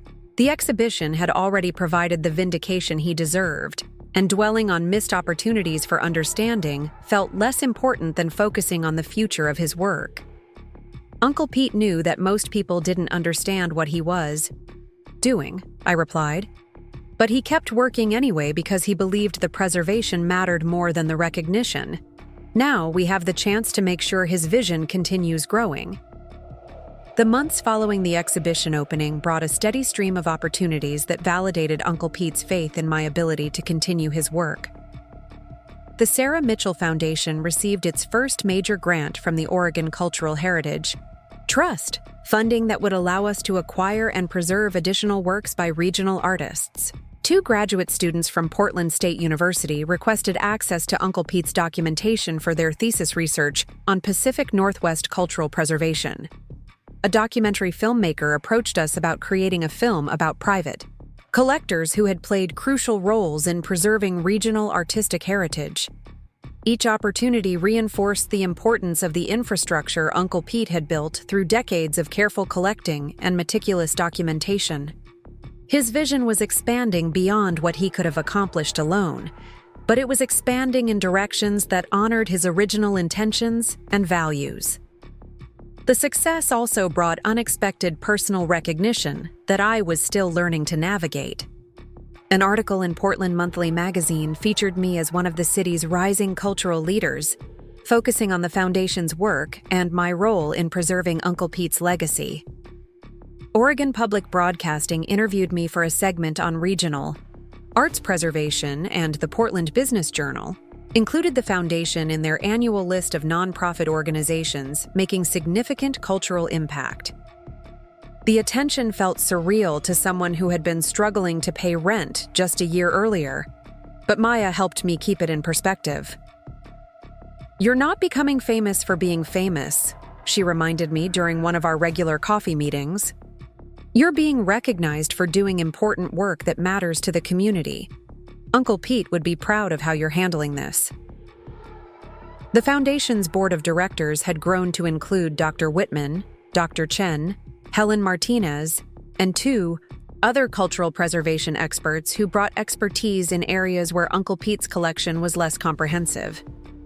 Together, we were developing acquisition priorities that would expand the archive's scope while maintaining the high standards Uncle Pete had established. Our first major acquisition came from the estate of a Seattle-based photographer who had documented the city's music scene during the grunge era. Her family had been planning to donate the collection to a general historical society, but they were drawn to our focus on cultural preservation and our commitment to ensuring that the works would be actively used for research and education rather than simply stored. This is exactly what Uncle Pete was talking about when he said preservation required active engagement, I explained to the board as we reviewed the photographer's work. These images aren't just historical documents, they're artistic expressions that deserve study and appreciation in their own right. The acquisition process reinforced everything I had learned from Uncle Pete about the importance of understanding context and significance rather than simply collecting impressive pieces. Each potential addition to the archive required research into its provenance, assessment of its cultural importance, and consideration of how it would contribute to the overall narrative we were preserving. By the end of the Foundation's first year, we had expanded Uncle Pete's original collection by nearly 20% while maintaining the high standards he had established. More importantly, we had demonstrated that private cultural preservation efforts could have significant public impact when they were supported by professional expertise and institutional partnerships. The stage was set for the archive to become a permanent fixture in Pacific Northwest cultural life, ensuring that, Uncle Pete's vision would continue influencing how the region understood and preserved its artistic heritage. His 40 years of careful collecting had created the foundation for something that could potentially last for generations, exactly as he had hoped when he chose to trust me with his life's work. Standing in the foundation's newly established offices located in the renovated upper floor of Uncle Pete's original shop, I could see both backward to what he had accomplished and forward to what we were building together. The careful planning and strategic thinking that had gone into launching the archive successfully had created momentum that felt both sustainable and expandable. Uncle Pete's legacy was secure, but more than that, it was growing in ways that honored his vision while expanding its impact far beyond what any single collector could achieve alone. The second year of the Pacific Northwest Cultural Heritage Archive brought recognition that even Uncle Pete's most optimistic projections couldn't have anticipated. The traveling exhibition had completed successful runs in Seattle, Vancouver, and San Francisco, with each venue contributing additional pieces to our permanent collection and connecting us with new networks of artists, collectors, and cultural preservationists.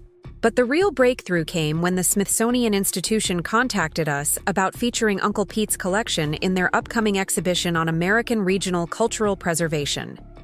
Dr. Elizabeth Carter, the Smithsonian's curator for contemporary American culture, had been following our work since the Portland opening and believed that Uncle Pete's story exemplified a crucial but under-recognized aspect of cultural heritage preservation. Private collectors like your uncle have played essential roles in preserving artistic movements and cultural expressions that major institutions initially overlooked, Dr. Carter explained during our first phone conversation. His collection represents one of the most comprehensive documentation efforts we've encountered, and his foresight in preserving works that are now recognized as culturally significant makes him an ideal case study.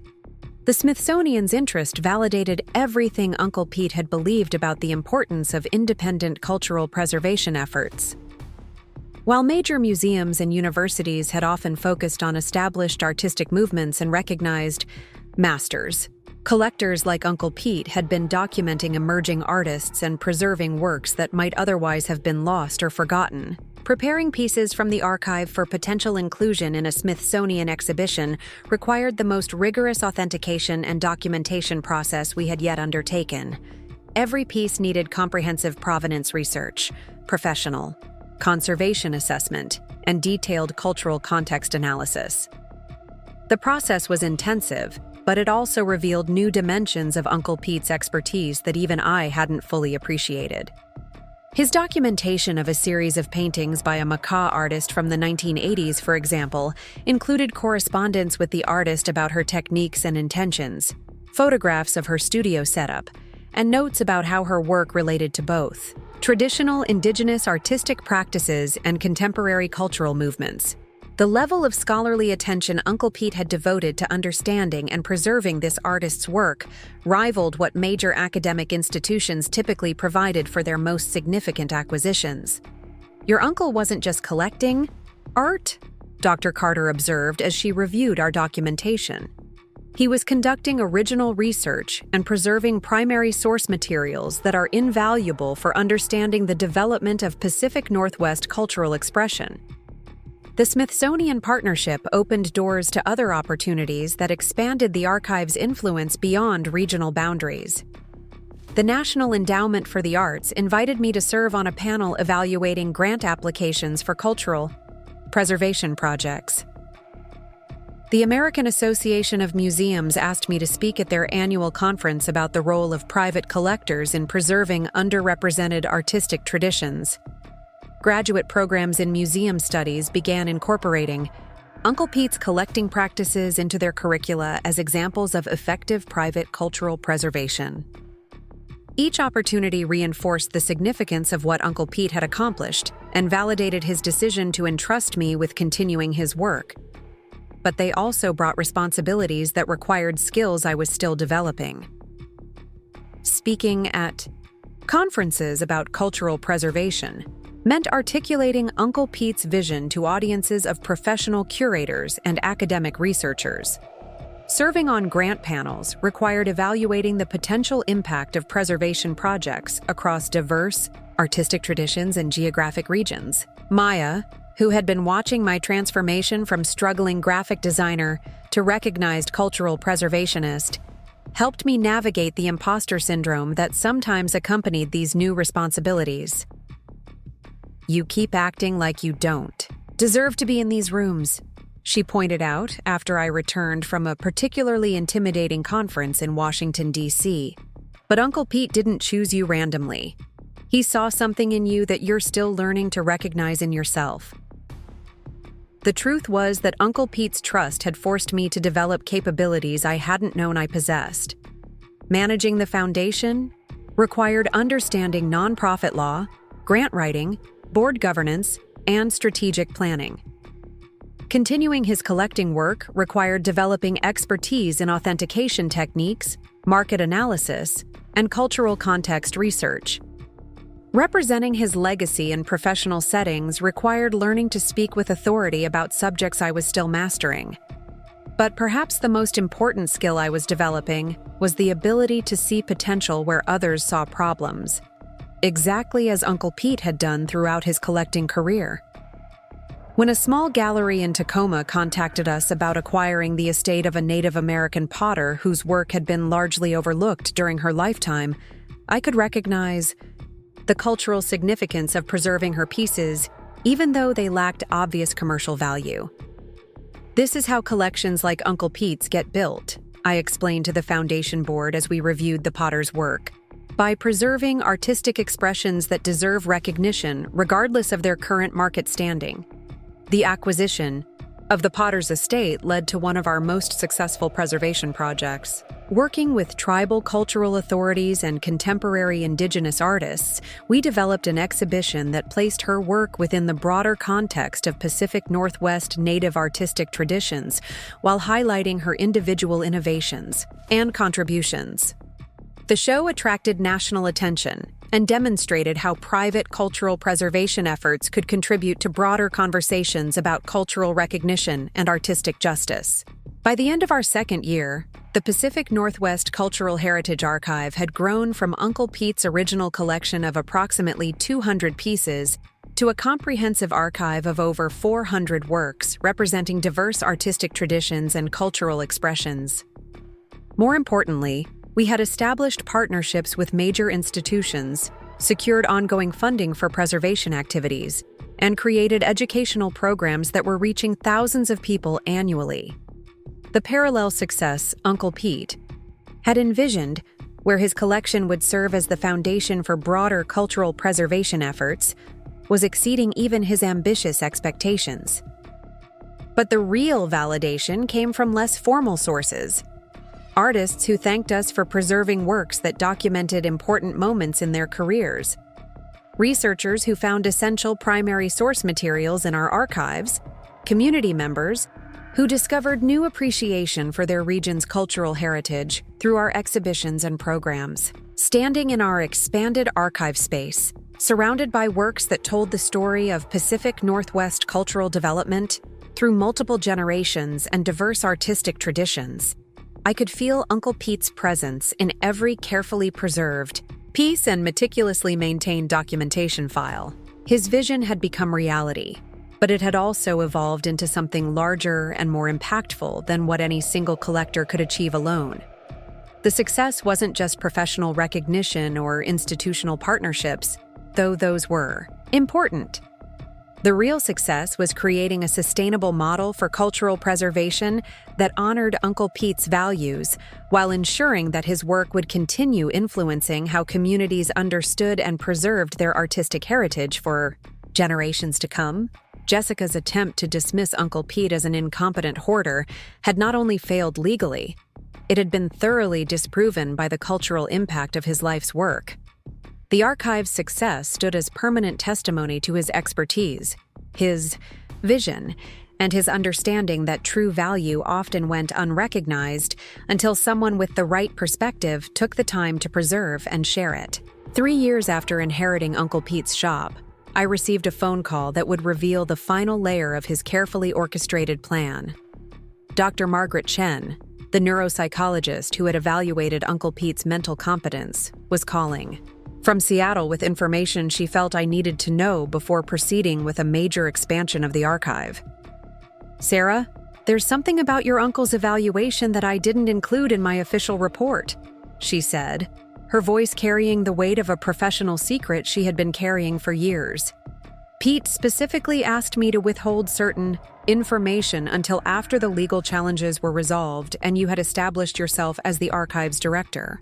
The revelation she shared fundamentally changed my understanding of Uncle Pete's final years and the true scope of his planning.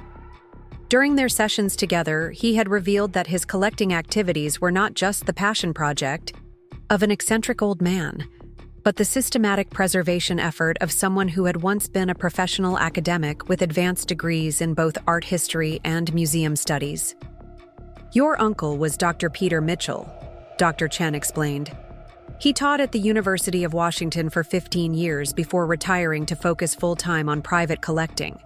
His academic specialty was Pacific Northwest cultural heritage, and his published research on indigenous artistic traditions was groundbreaking in the field." The family had never known about Uncle Pete's academic credentials because he had deliberately concealed them after a bitter dispute with university administrators over funding for indigenous art preservation programs. Frustrated by institutional politics and convinced that private collecting could accomplish more than academic bureaucracy, he had retired early and moved to Portland to begin building the collection that would eventually become the archive. "He made me promise not to reveal his background until you had proven yourself capable of continuing his work," Dr. Chen continued. Pete was concerned that if the family knew about his academic credentials, they might try to use that information to strengthen their inheritance claims, rather than understanding the cultural importance of what he had preserved. This revelation explained so many aspects of Uncle Pete's approach that had impressed professional curators and art historians. His documentation techniques, his systematic acquisition strategies, his sophisticated understanding of cultural context, all of it reflected formal training rather than self-taught expertise. More importantly, it explained why he had been so confident in choosing me as his inheritor, despite my lack of formal credentials in art history or museum studies. "Pete saw in you the same passion for cultural preservation that had driven his own career," Dr. Chen said. "But he also recognized that you approached the work with fresh perspectives unencumbered by academic politics or institutional constraints. He believed you could accomplish things that traditional museum professionals might find difficult to achieve." Armed with this new understanding of Uncle Pete's background, I began researching his academic work and discovered a body of scholarship that had been ahead of its time in recognizing the importance of preserving artistic traditions that mainstream institutions had overlooked. His papers on indigenous artistic continuity and cultural resilience had been cited by contemporary scholars who were now leaders in the field of decolonizing museum practices. But the most remarkable discovery came when I found correspondence between Uncle Pete and several major museums from the 1990s. Letters in which he had offered to donate portions of his collection in exchange for guarantees that the works would be properly preserved and made accessible to tribal communities and descendant artists. The museums had declined his offers, considering his collecting interests too narrow and his conditions too restrictive. "We appreciate your offer," wrote a curator from a major West Coast museum, "but our acquisition priorities focus on works that appeal to broader audiences rather than specialized collections of regional interest." The rejection letters revealed the institutional blindness that Uncle Pete had encountered throughout his academic career, the same blindness that had led him to pursue private collecting as a more effective means of cultural preservation. Reading these exchanges, I understood that his decision to leave everything to me wasn't just about family dynamics. It was about ensuring that his life's work would be preserved by someone who shared his values, rather than institutional priorities.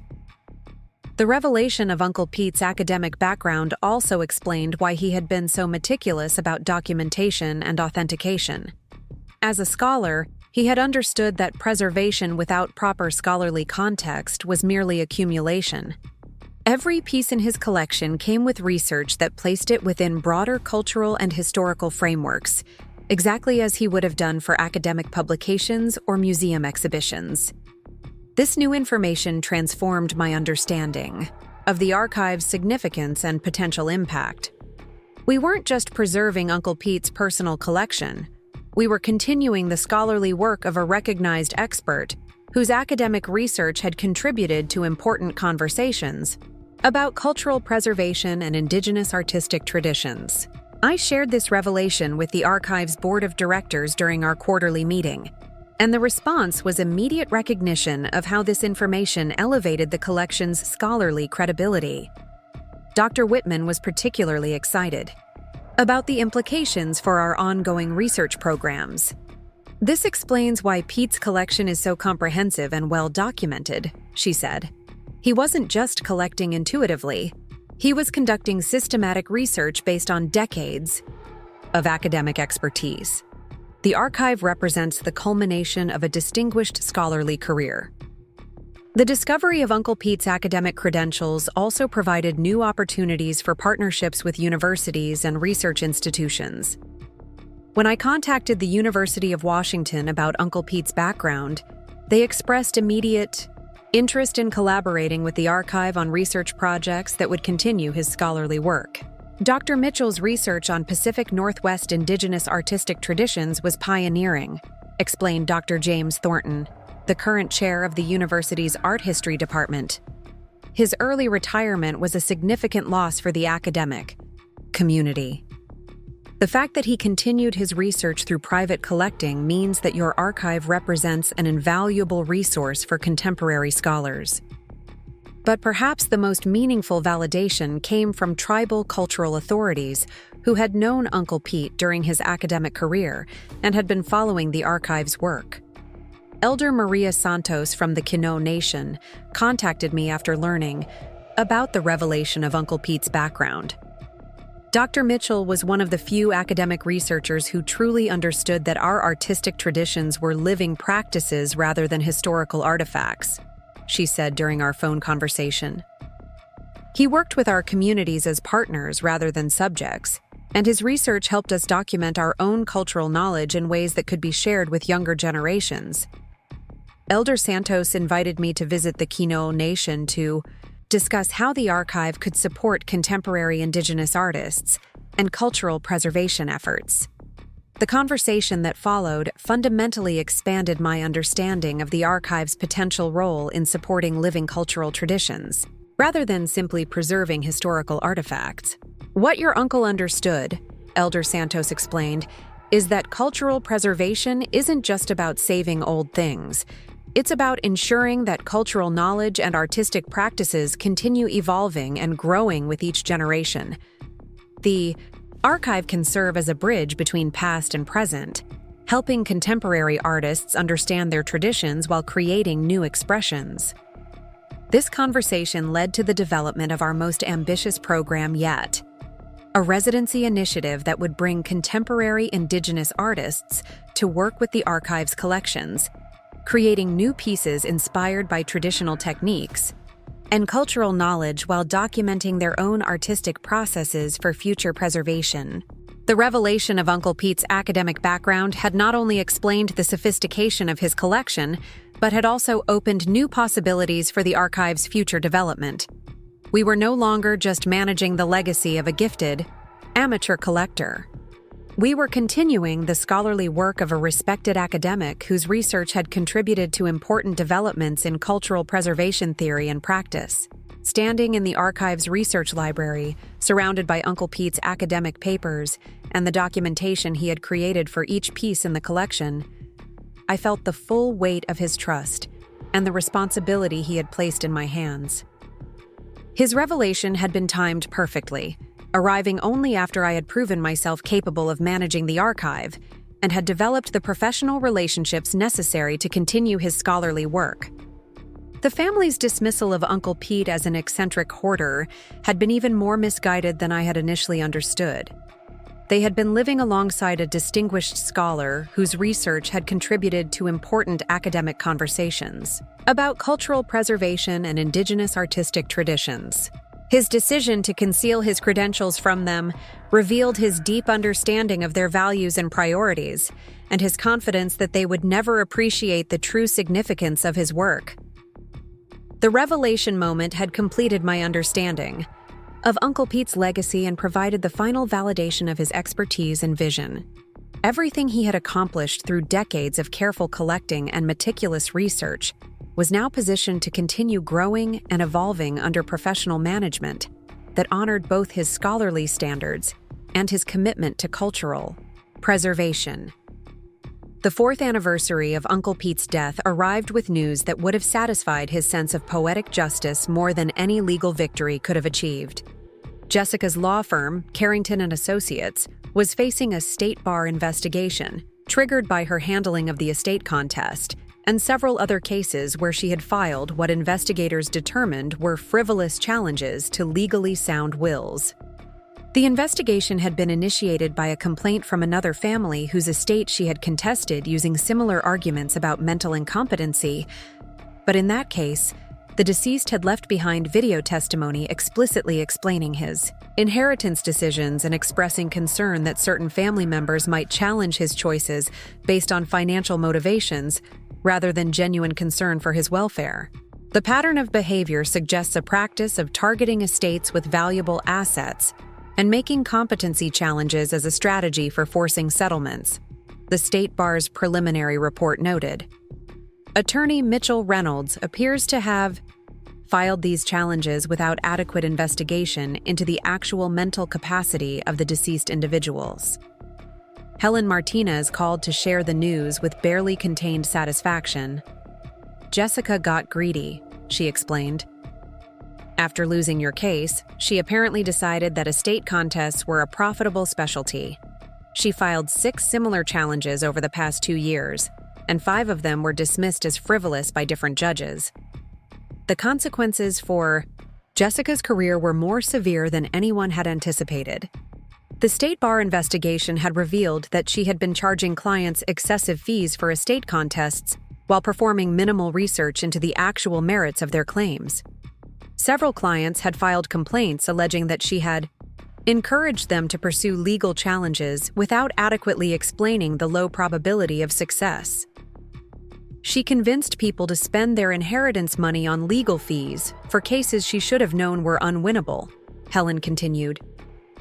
The bar considers that a violation of professional ethics standards, but the most damaging evidence against Jessica came from her own files, which revealed that she had conducted minimal investigation into Uncle Pete's mental capacity before filing the competency challenge. Despite having access to his psychological evaluation and evidence of his sophisticated collecting practices, she had proceeded with arguments based entirely on family assumptions and superficial observations. The investigation report specifically cited her handling of our case as an example of professional negligence. Attorney Mitchell Reynolds filed a competency challenge despite clear evidence of the deceased's cognitive abilities and expert judgment, suggesting that her legal strategy was motivated by potential financial gain rather than legitimate concern for the validity of the will. Robert's reaction to his daughter's professional downfall was a mixture of shock and defensive anger that he directed primarily at me. This never would have happened if you had just agreed to share the inheritance like families should, he said during an awkward encounter at my grandmother's 95th birthday party. Jessica was just trying to protect the family's interests.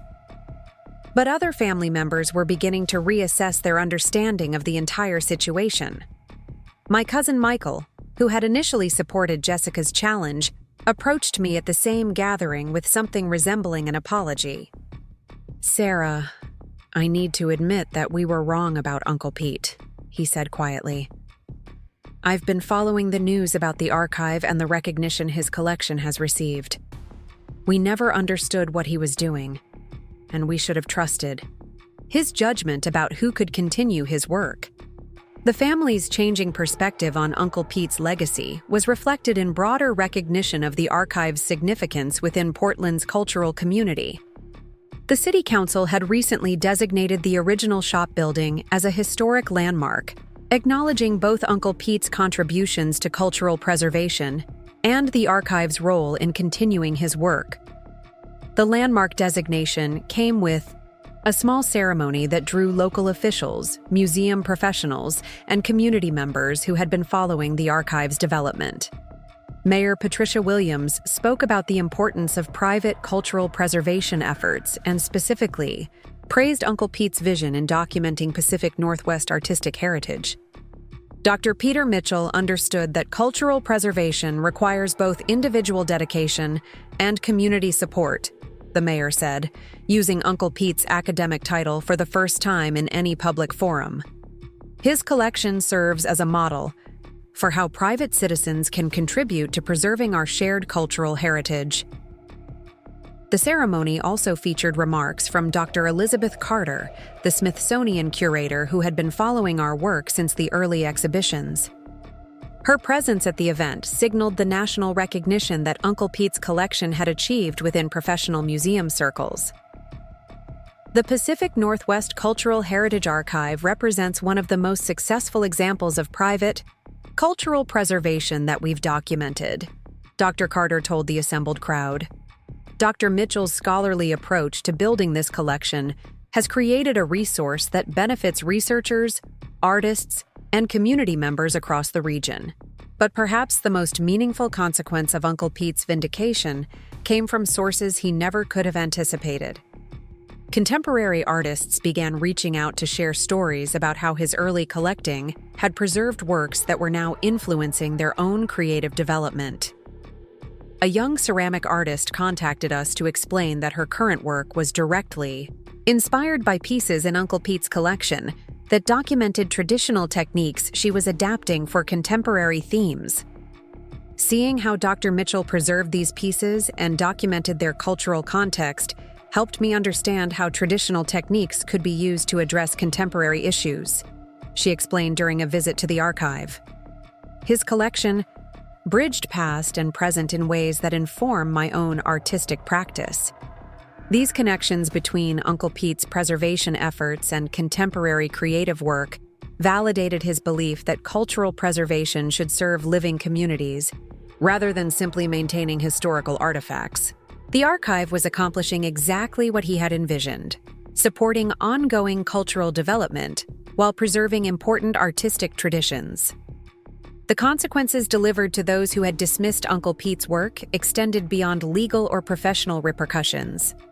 The success of the archive had created a permanent record of his expertise and vision, ensuring that future generations would understand his contributions to Pacific Northwest cultural preservation. Jessica's career destruction served as a cautionary tale about the dangers of pursuing financial gain without regard for professional ethics or family relationships. Her firm had quietly asked her to resign rather than face the publicity of a formal disciplinary hearing, and she was now working as a solo practitioner handling minor legal matters while facing potential suspension of her license. Robert's position within the family had also been damaged by his association with Jessica's failed challenge and his public dismissal of Uncle Pete's work. Family members who had initially supported the estate contest were now embarrassed by their involvement in what was increasingly seen as a misguided attempt to profit from cultural preservation efforts. The most satisfying consequence, however, was the complete vindication of Uncle Pete's judgment in choosing me as his inheritor. The archive's success had demonstrated that his assessment of my capabilities had been accurate, and that his decision to trust me with his life's work had been entirely rational. Standing in the archive's main gallery during the landmark designation ceremony, surrounded by Uncle Pete's carefully preserved pieces and the community of people who now understood their significance, I felt the profound satisfaction of seeing justice delivered not through legal punishment, but through cultural recognition. Uncle Pete's legacy was secure, his expertise was acknowledged, and his vision was being realized through ongoing preservation efforts that honored his values while expanding their impact. the consequences delivered to those who had challenged. His competency and dismissed his work served as permanent validation of his wisdom and foresight. 5 years after the will reading, Jessica appeared at the archive's annual donor reception uninvited, walking through the galleries with the kind of forced composure that suggested she was struggling to maintain her dignity in a setting where everyone knew about her failed legal challenge and subsequent professional downfall. I was presenting a major new acquisition to our board members and donors when I noticed her standing near the back of the main gallery, studying the wall text that described Uncle Pete's background and the development of his collection. Her expression was unreadable, but her presence felt like a deliberate provocation rather than genuine interest in the archive's work.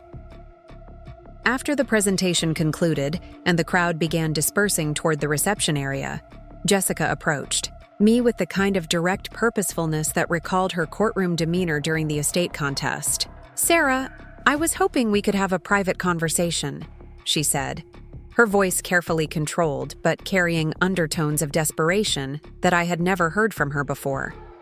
"There are things about Uncle Pete's will and the collection that I think you should understand."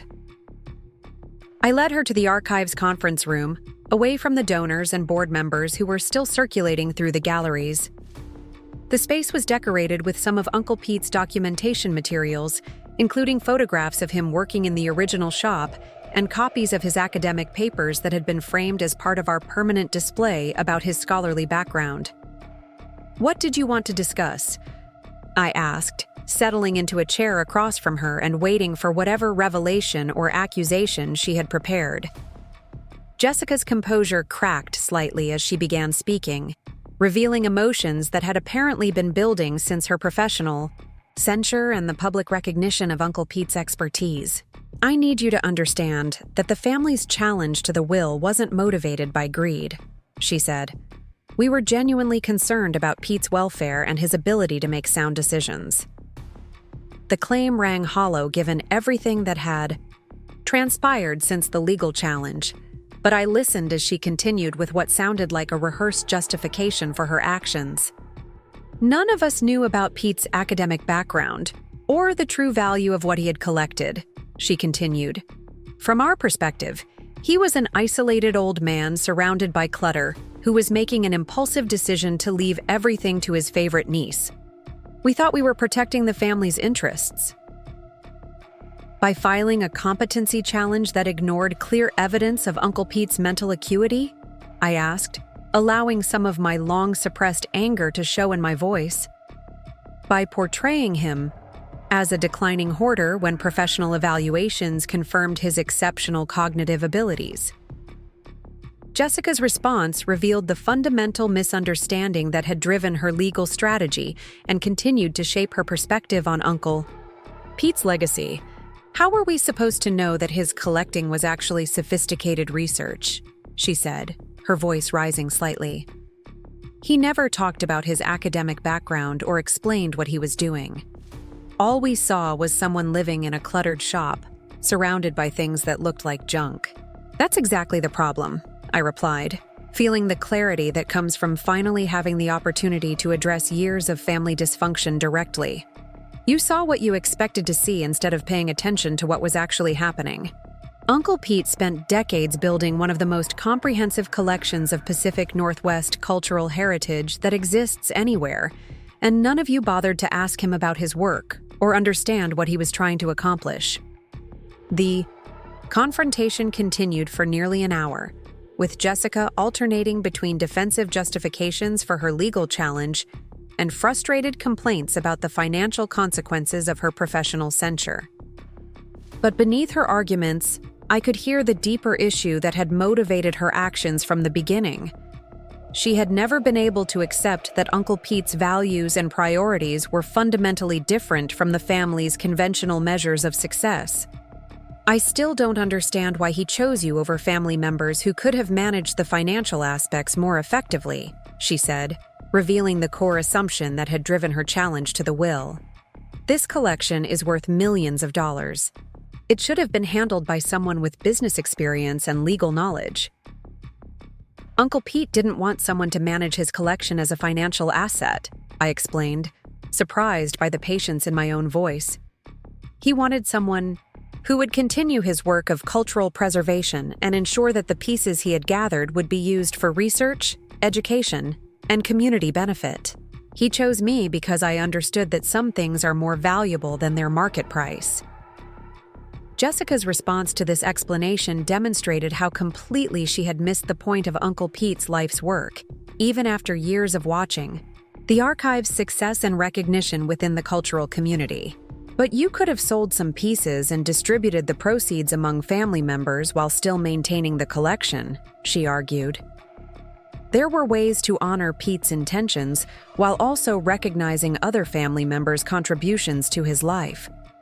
The suggestion revealed that Jessica still viewed Uncle Pete's collection primarily as a financial asset rather than a cultural resource, and that she had never truly understood why he had been so specific about keeping the collection intact and under the management of someone who shared his preservation values. Jessica, Uncle Pete's will wasn't a punishment for the family or a reward for me, I said, trying to help her understand what she had been missing for years. It was his final act of cultural preservation, ensuring that everything he had worked to save would continue serving the purpose he had intended. He chose me because I was the only family member who understood that purpose.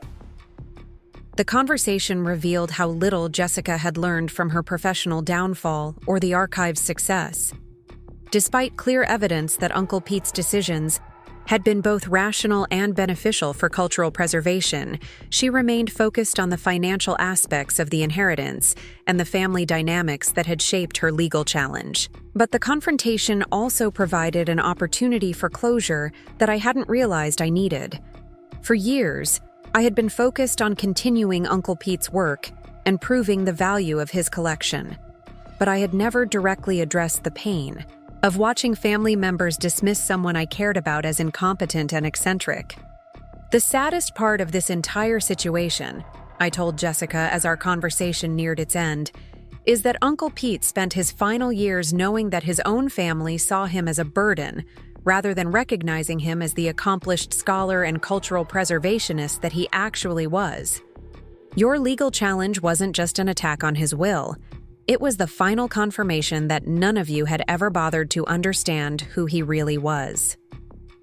Jessica's attempt to respond revealed that she still didn't grasp the full implications of what the family had lost through their dismissive treatment of Uncle Pete. "We loved Pete," she said defensively. "We just wanted what was best for him."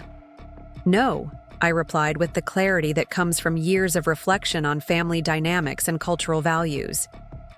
"You wanted him to conform to your expectations about what constituted appropriate behavior for someone his age. You never asked what was best for his work, or how you could support what he was trying to accomplish." The confrontation ended without reconciliation or mutual understanding, but it provided the closure I needed to fully focus on continuing Uncle Pete's legacy without the lingering resentment toward family members who had never appreciated his work. Jessica left the archive that evening with the same fundamental misunderstanding of cultural preservation that had motivated her legal challenge years earlier. But the conversation had accomplished something important for my own peace of mind. I had finally said everything that needed to be said about the family's treatment of Uncle Pete and their failure to recognize his expertise. The confrontation confirmed that I had been right to fight for his legacy and that his trust in me had been entirely justified. Walking through the galleries after the donor reception concluded, surrounded by Uncle Pete's carefully preserved pieces and the evidence of his scholarly expertise, I felt the satisfaction that comes from complete vindication.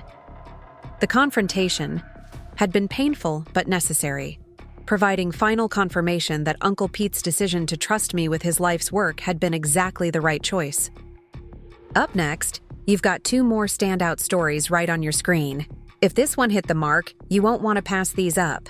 Just click and check them out.